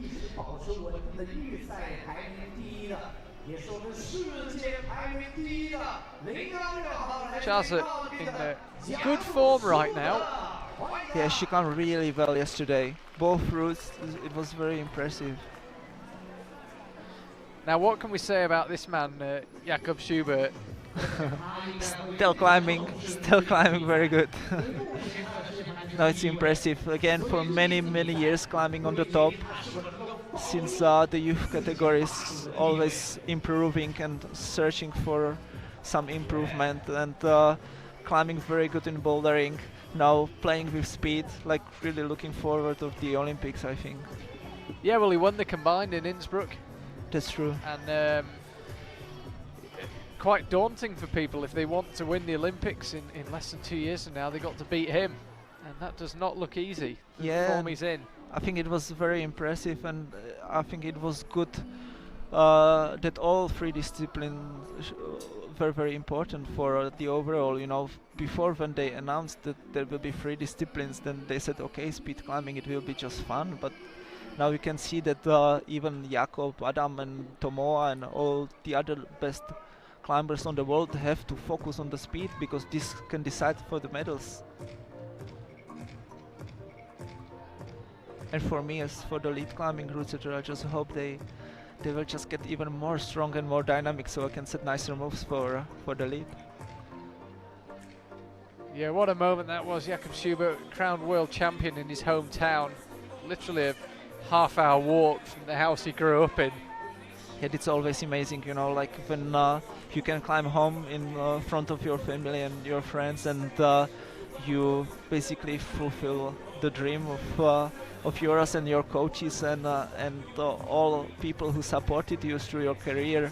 So I think it was really nice moment for all Austrian climbing, and basically for climbing in general, to celebrate the victory of Jakob in Innsbruck.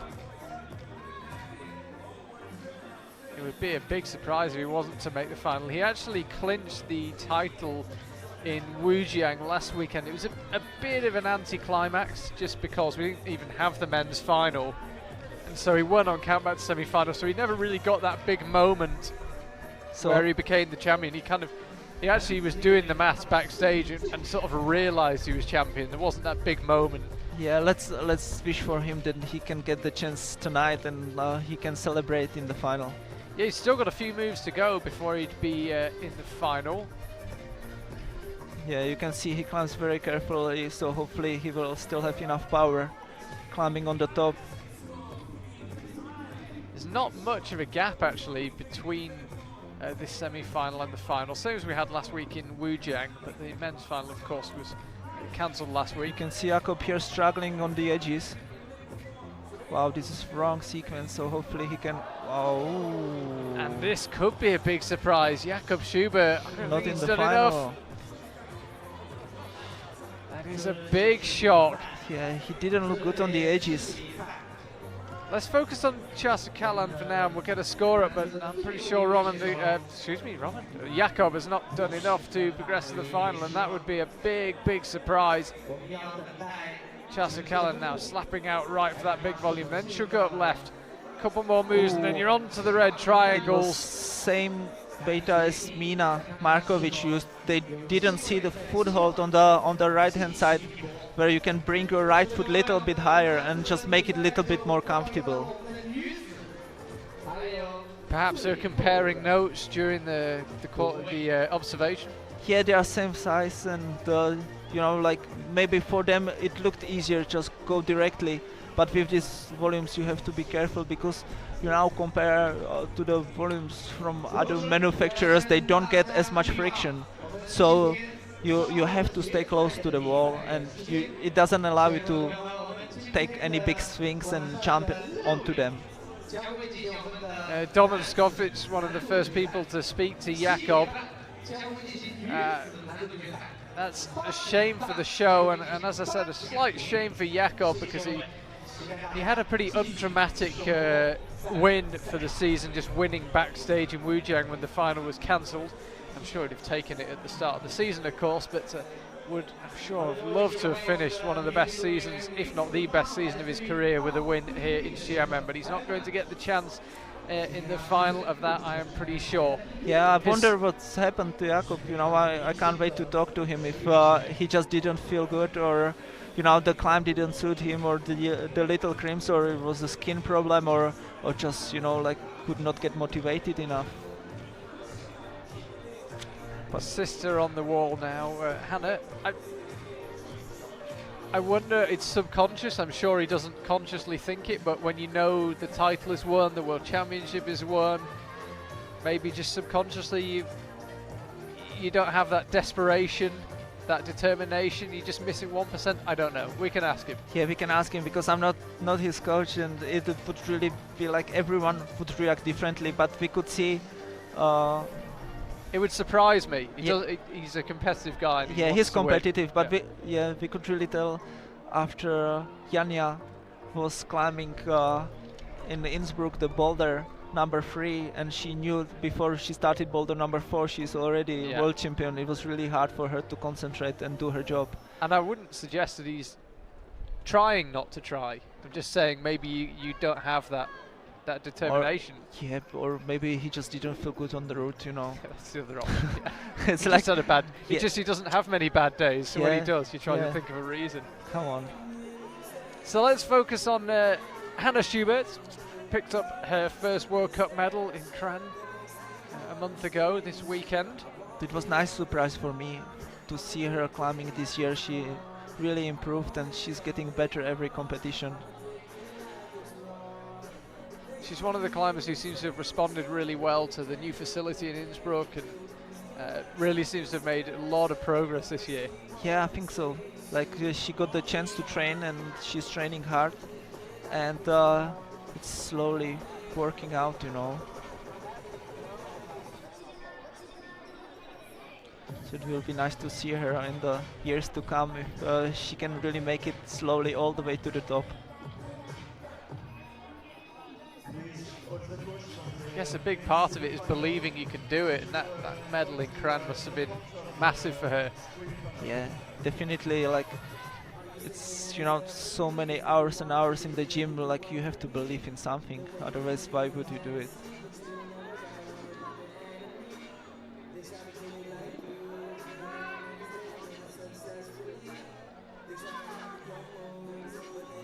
But pretty well through here so Yeah, far. yeah. Slightly jerky movements. Yeah, well, that's the Schubert style of climbing, you know. Yes. Like, I spoke to Flo, the chief route setter, and he is also Austrian, and he said, you know, like, she said she doesn't care about her shaky climbing style, because it works for her brother. So He's done okay with it. yeah, he's done okay with it, so she can do okay as well. They always climb, you know, like little nervous at the beginning, and then you can feel like they are getting really tired, and this is the moment when they start to try and start to fight. You know, you can see different style of climbers who look very good, and then suddenly they fall. With Schubert, it's more like, you know, they get red, they get shaky, and they get into it, and they get in the game. I like that.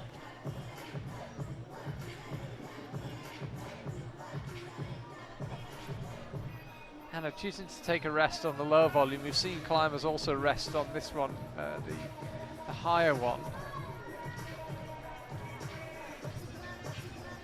Yeah, the wind is still blowing, it's really cool.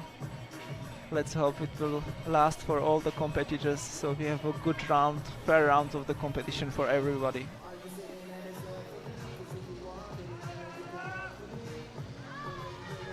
It's that slightly risky moment where you cut loose. Once that right foot lands, the climbers have looked much more solid there. Once you swing there, you think like, what should I do, what should I do? And then you don't feel that this is the correct beta, but you still bring your foot up because you have nothing else to do. And you are not flexible enough to bring your left foot up, so you bring your right foot up, and suddenly you are fine, and you can be in the correct position even to take a little rest.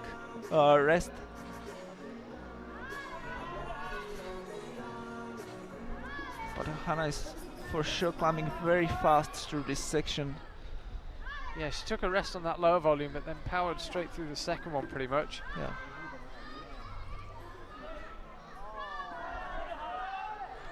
Again, fires up with the left hand, heading for that little two-part crimp now. It looked like she did not have the left hand correctly, and she was still trying to push, but it was really hard for her. That's going to be close for her. Yeah, I don't see the results here, but I think that's unlikely to be enough. Yeah, let's hope for her. There are still 4 female to go, so hopefully.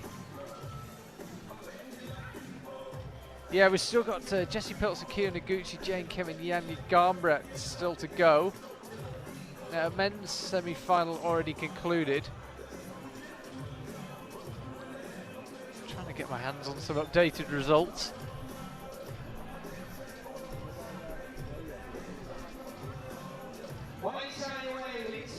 So we have another Austrian competitor, Jessie Pilz, climbing right now. Just about to start her semi-final performance. Maybe we will see the first stop, we'll see, from the world champion. Well, we'll see, yeah. What a weekend that was in Innsbruck when Jessie Pilz and Jakob Schubert were crowned world champions in their home country, in Jakob's case, his hometown. Let's wish all the best for her here, so she can make it to the final. Yeah, it was slightly unlucky for her in Wujiang last week. Yeah, we were already here, and we watched online, and we were a little sad to see that she topped the final route and still did not win the competition. But of course, like, the conditions were really bad over there, and we understand that. But for us, it was like, wow, we want to see the climbers, you know, fight and climb, and so hopefully today she will have a chance to climb in the final, and the weather will stay good and she can climb the best what she can. She made excellent progress in 2018, first World Cup win. She's really been the closest competition Janja Garnbret's had this season, and she beat Janja in the World Championships in that extraordinary finale.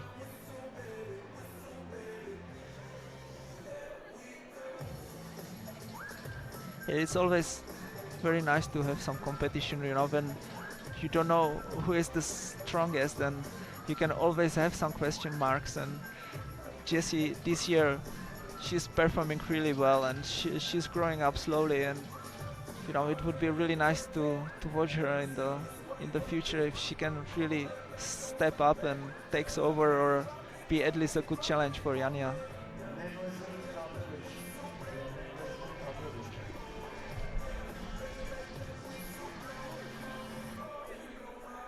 She's again one of the competitors who is super strong and climbing solid from the youth categories, and it's always really nice to watch her on the competition. Sometimes it may take climbers few years when they become a youth world champion to learn how to climb on the routes set for the adults, because the routes are a little bit more physical, and it takes some more of the specific training and a little bit more of the bouldering. But I think this year Jessie proved that she can do it, and she's ready to climb with the adults.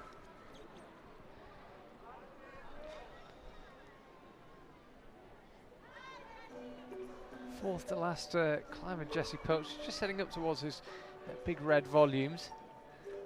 We saw some pretty interesting method of doing that from Mei Kotaki. Went feet first, everyone else has done it the traditional way.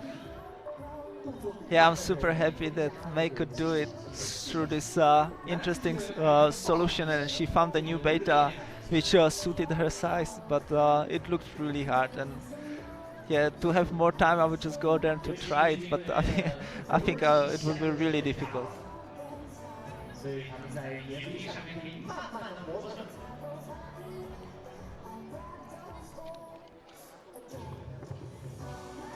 So Jessie did it still quite easy, resting on the volume, looking good here.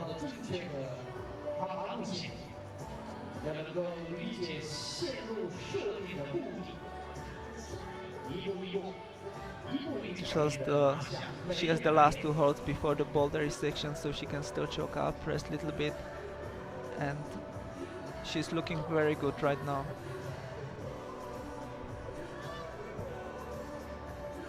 Not taking a big rest either, Jessie. Going straight through. Yeah, she choked up a little bit, but now she's having little trouble with putting her left hand onto the green volume. We'll see if she can match here. Good, well done. She still has quite a few moves before the top. This was the move Anna Schubert had a problem before. And no such worries for Jessie. Her endurance is absolutely incredible this year, Jessie. Yeah, and sometimes she looks like she's pumped already, and then she can keep pushing. And in the combined final in Innsbruck, halfway up the final, I was sure she would not top the route, and suddenly she could recover, and she pushed herself all the way to the top. So we'll see how she can do here. She chose to do this risky move without the right foothold, but luckily she could stick the move, and she climbed all the way here.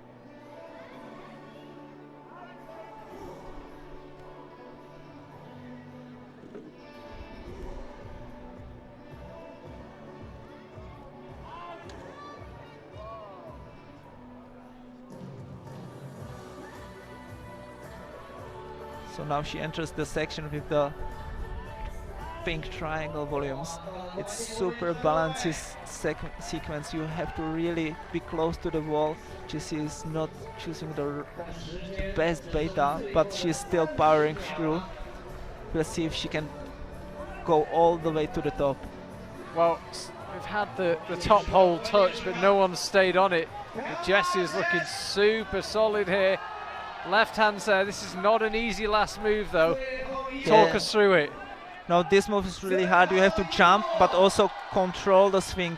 Like you can see, Jessie is really long, but it's amazing that she could reach for this and stuck the hold. Like we were trying this move, and even though the root setters are longer than she is, we were not able to keep the right foot on the foothold. So it's not even the matter of the size, but it's the incredible strength of Jessie through all her body that she could keep it and she could stick the last hold. So top from Jessie Pilz. Just to bring you the men's results, apparently we're having one or two issues with the women's ones, but Dominik Skofic, Taisei Hammer, Stefano Ghisolfi, Roman de Grange, Hyunbin Min, Hidemasa Nishida, Sasha Lehmann and Yuki Hada all through to the final. Jakob Schubert, as I said, not doing enough down in 16th. He was about 4 moves short. Disappointing day for him. Ditto Max Rudiger and Georg Palmer. They must have had high hopes coming into this semi-final. Team Austria. Ditto Team Italy.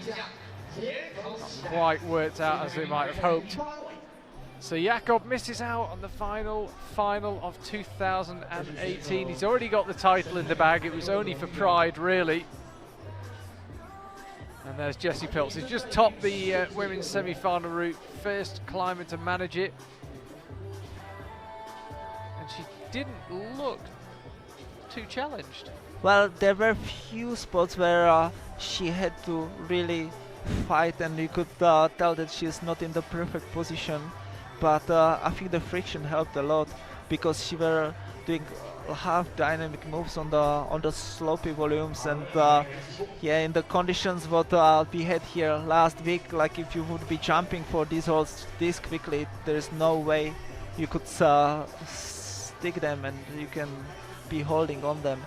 But yeah, let's be happy for the climbers that they have super cool conditions to climb, and maybe we will see also 1 or 2 more tops. Yeah, top 5 women's scores now being updated and coming across the top of your screen. So top 5, including Mina Markovic, all safely through to the final. Meika Taki, Christine Schranz, Hannah Schubert would be in the final if things stayed as they were. You would have to say, with Akio Noguchi on the wall, Jane Kim and Janja Garnbret still to come, they are unlikely to stay as they are. Manon Ili misses out in 11th, so she made every semi-final in 2018 in the 3 finals.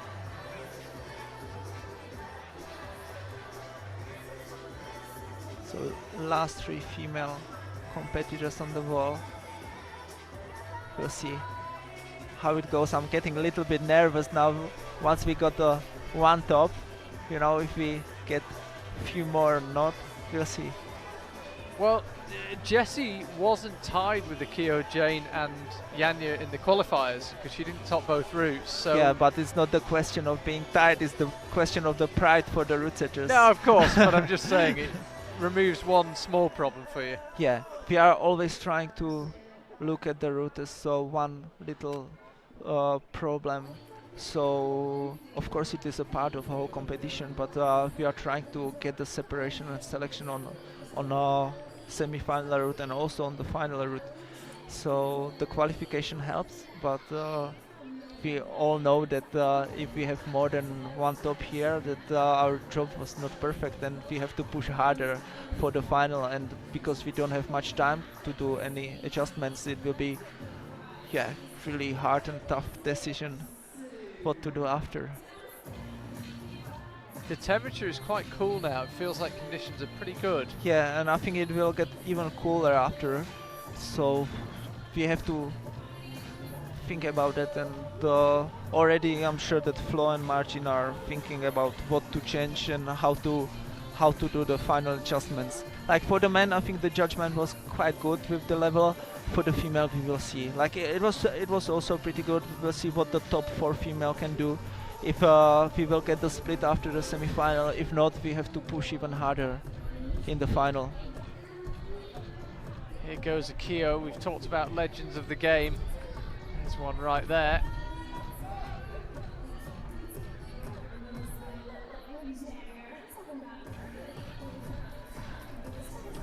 It's amazing how much endurance she can have, even when she's a boulder climber. And well, 2 tops in yesterday's qualifiers. yeah, in qualifiers she usually climbs very well because the qualifiers are a little shorter and the beginnings are easier. But she can also climb very well in the final. And the semi-final route is sometimes a little hard for her because semi-final route starts right from the beginning. And it's 40 moves of pure endurance with few boulder sections, but it's a lot of hard moves for her. Slaps up with the left hand, but she will have done enough there at Kyonaguchi. She's just matched and surpassed Hannah Schubert and 1 or 2 others, if memory serves me right. That should be enough to see her through. She didn't waste any time. No, you see the time behind her there. Yeah, you can tell she's climbing very similar style as Tomoa is. Like we don't have too much endurance, so hurry up, let's go, let's use all our power. Well, you have to play to your strengths. Yeah, come on. At least she's honest to herself,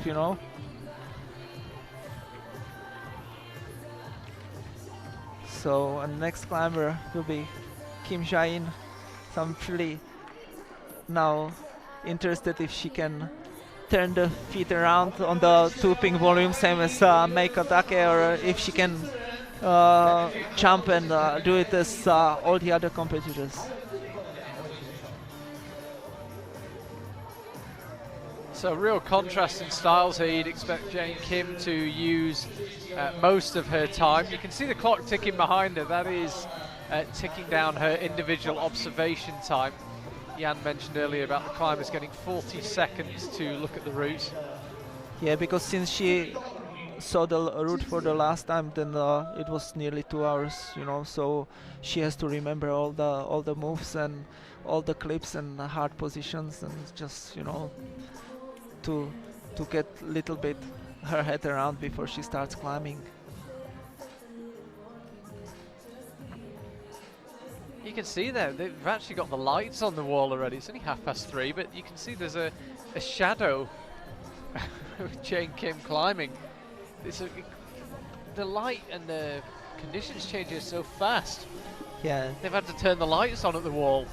It was bright sunshine when we started. Yeah, it was the first surprise what we noticed as the route setters here. We wanted to work a little later on, but at 7 o'clock it was completely dark here, and we had no lights, so we had to stop for the first day, and then finally we managed to get some lights so we could work a little longer. But yeah, once you are used to set for long days in Europe, because it's warm here, so you would think like the light will be forever, but it's not like this. It feels like we're on the wrong time zone. Same in Japan. I mean, it goes dark at about 7 o'clock and then it's light at 4. Yeah. I think we should maybe rethink what time zone these places are on.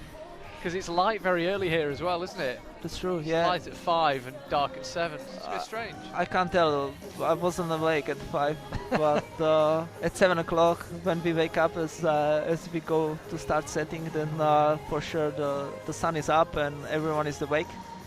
It's an extra challenge, that's for sure. So Jane Kim, as yet, no issues. Just making her way onto the slab. You know, the stronger you are, the more possibilities you have, but also for these slabby routes it can be very tricky because you know that there is one way which is easier, but you can hold on basically every single hold there. You know, for me, as for the route setter, it's simple. There is only one way how I can do it, or I would basically fall. But for Jain, she can also hold on the left, and she can do basically anything on the slab. So she can be very careful to choose the best path for her.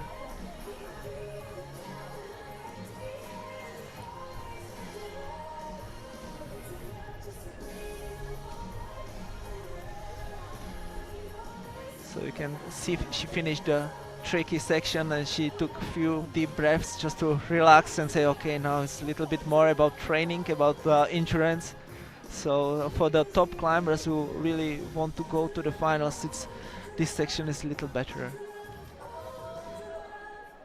Winner in Slovenia, and joint winner, it should be added, in Wujiang last week, albeit in very strange circumstances, Jane Kim.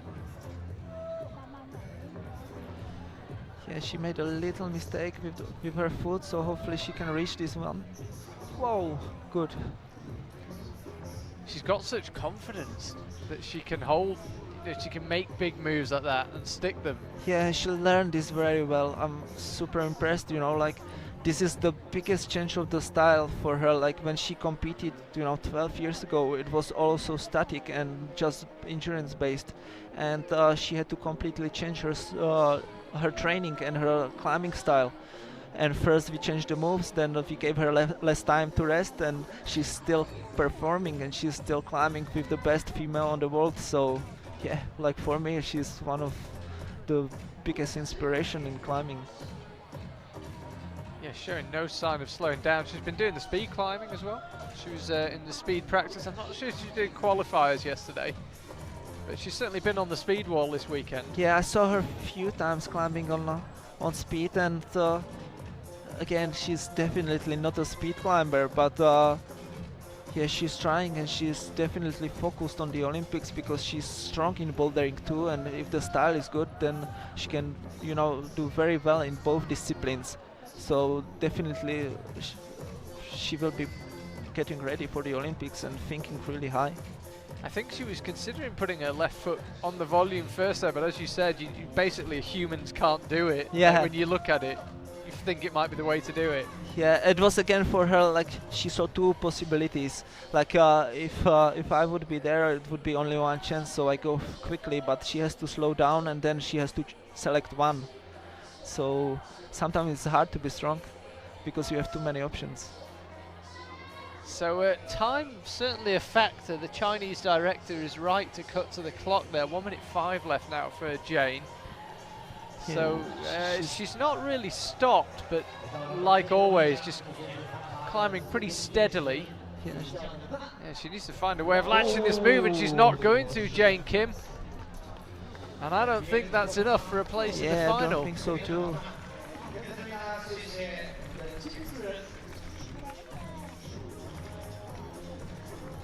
Let's have a look. That was certainly lower than Hannah Schubert, who was in 8th place. Pretty sure she's not done enough there. That's a big shock, the form she's been in. Yeah, I would wonder how Meiko Take did the move, because she definitely did not look hard on this section, and Kim Jae-in looked like she stayed too much on the left, on the left handhold, and she could not reach back with her right foot. Let's have another look.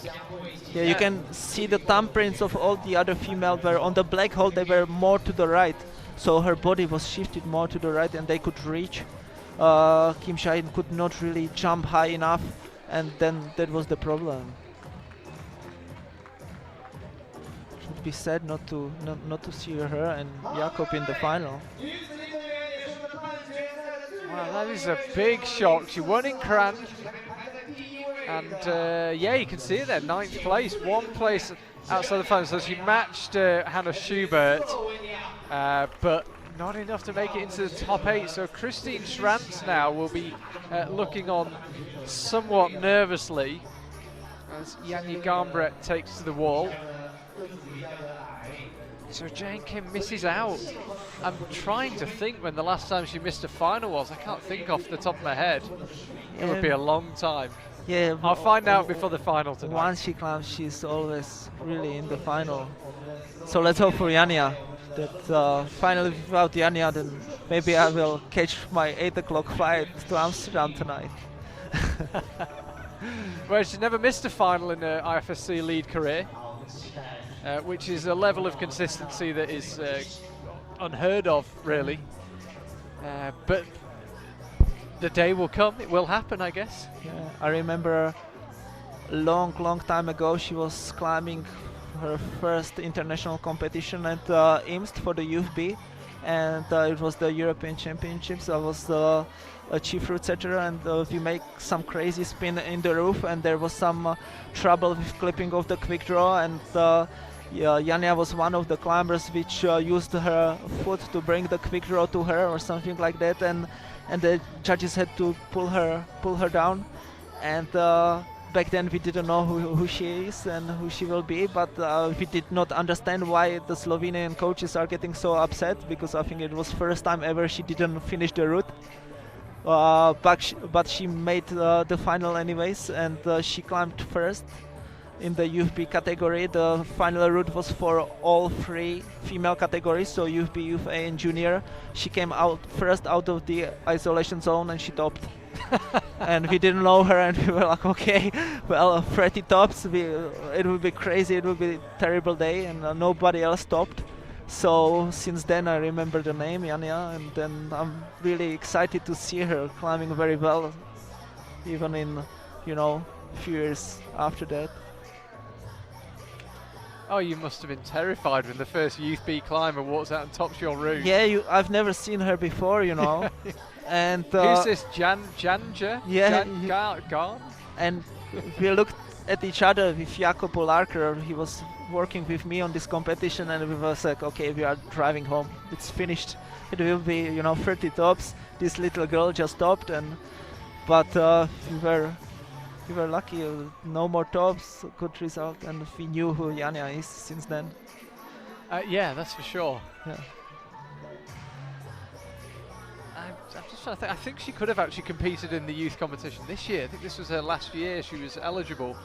Yeah, but she doesn't bother now. It's hard to believe. Yeah, but let's keep an eye on it. There's been no clear promise. As I say, it's a big shock Jane Kim didn't make it through, but if Janja Garnbret was not to make it, it would be her first non-appearance in an IFSC lead final in either a World Cup or a World Championship since she started climbing at senior levels. So it would be the shock to end all shocks, but as I say, you have to assume the day will come as she just makes that big mistake or something happens. But I know, but you know, as the route setter, we always want the best to win, and you know, we don't want mistakes or slipping or this. We want them to fight and show who was training the most. So I just wish all the best for Janja to make the finals tonight, because it's always nice to have her there.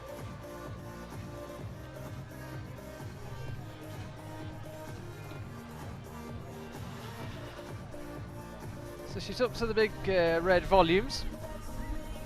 Will she take a rest? I'm just looking down at the time. She's got 2 minutes left. It's not that much time. Yeah, I think the last competitors are taking her time. Either they are nervous or maybe the friction is not just perfect and they just want to climb very slow, just control everything. You could tell Kim Xiamen was getting maybe a little bit too slow, and then when it was the time to speed up, then the mistake came. Yeah, and usually I wouldn't say time's a problem for Jan. She's got more than a minute and a half left. That should be enough. But but she hasn't got loads of time. She'll have to keep an eye on the clock. Yeah.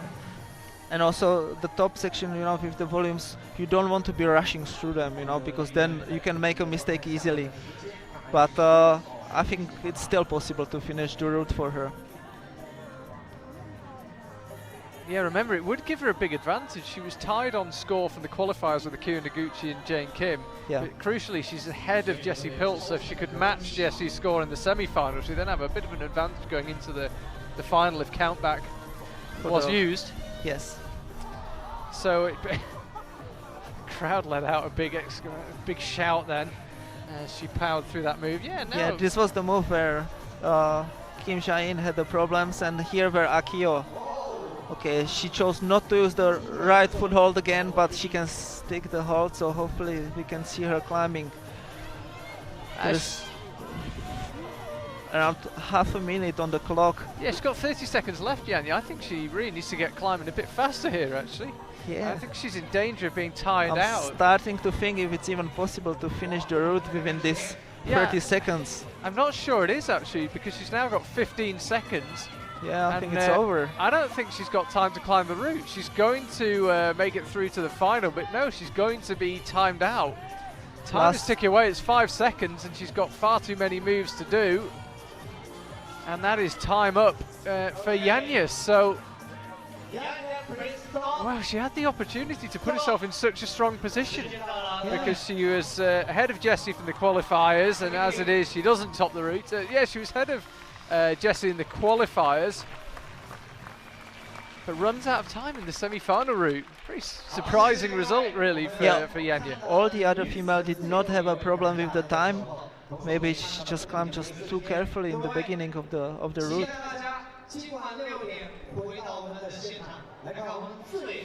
Well, that does make the final very interesting. I would just wonder if she was you know, timing the route in her head, or if she just needed to take so many rests on the way because it was just awkward for her to climb faster. Yeah, she makes her way off to back to her kit, and there we can see it got timed out on hold 42. So the final promises to be fascinating. No less than 4 Slovenians, 3 Japanese and 1 Austrian climber. Jessie Pilz are the only top of the semi-final. She'll be joined in the final by Aika Tajima, Janja Garnbret, Mia Krampel, Akio Noguchi. I'm sorry, we changed the graphic. Let's just go back to that number 1 there. Akio Noguchi, Chasa Kallan, Mina Markovic and Mei Kotaki will be the final. Christine Schranz misses out narrowly, as does Jane Kim. So now it will be interesting for us to have the quick meeting with all the route setters and try to decide what to do about the final routes, because it looks like we have the result for the female, but we didn't have the perfect fight for Janja. So I think our goal would to have Janja to fight and just to have another route where the time will not decide. And before we go, let's just have a quick look at the men's results. There we can see it. Domin Skoship, Taisei Hummer, Stefano Gasolfi, Roman de Grange, Hyun Bin Min, Hidemasa Nishida, Sasha Lehman and Yuki Hada, your finalists. Spare a thought, as ever, for Fedor Samolov and Nikola Kolin had a brilliant burn earlier on. Tomoa Narasaki misses out, ditto Loic Timmermans and Yoshiyuki Ogata and Max Rudiger. Strong list of climbers in that 11th to 20th position who couldn't quite find a way, including season champion and world champion Jakob Schubert.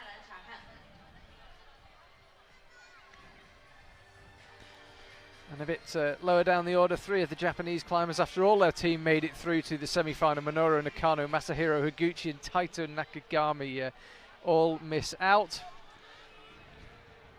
As I look on the flag right now, that they are not moving anymore, so maybe for the last few climbers the conditions changed anyways. Yeah, and you just can't win. It's really tricky conditions, but it feels cool now. It feels like conditions could be pretty good come the final.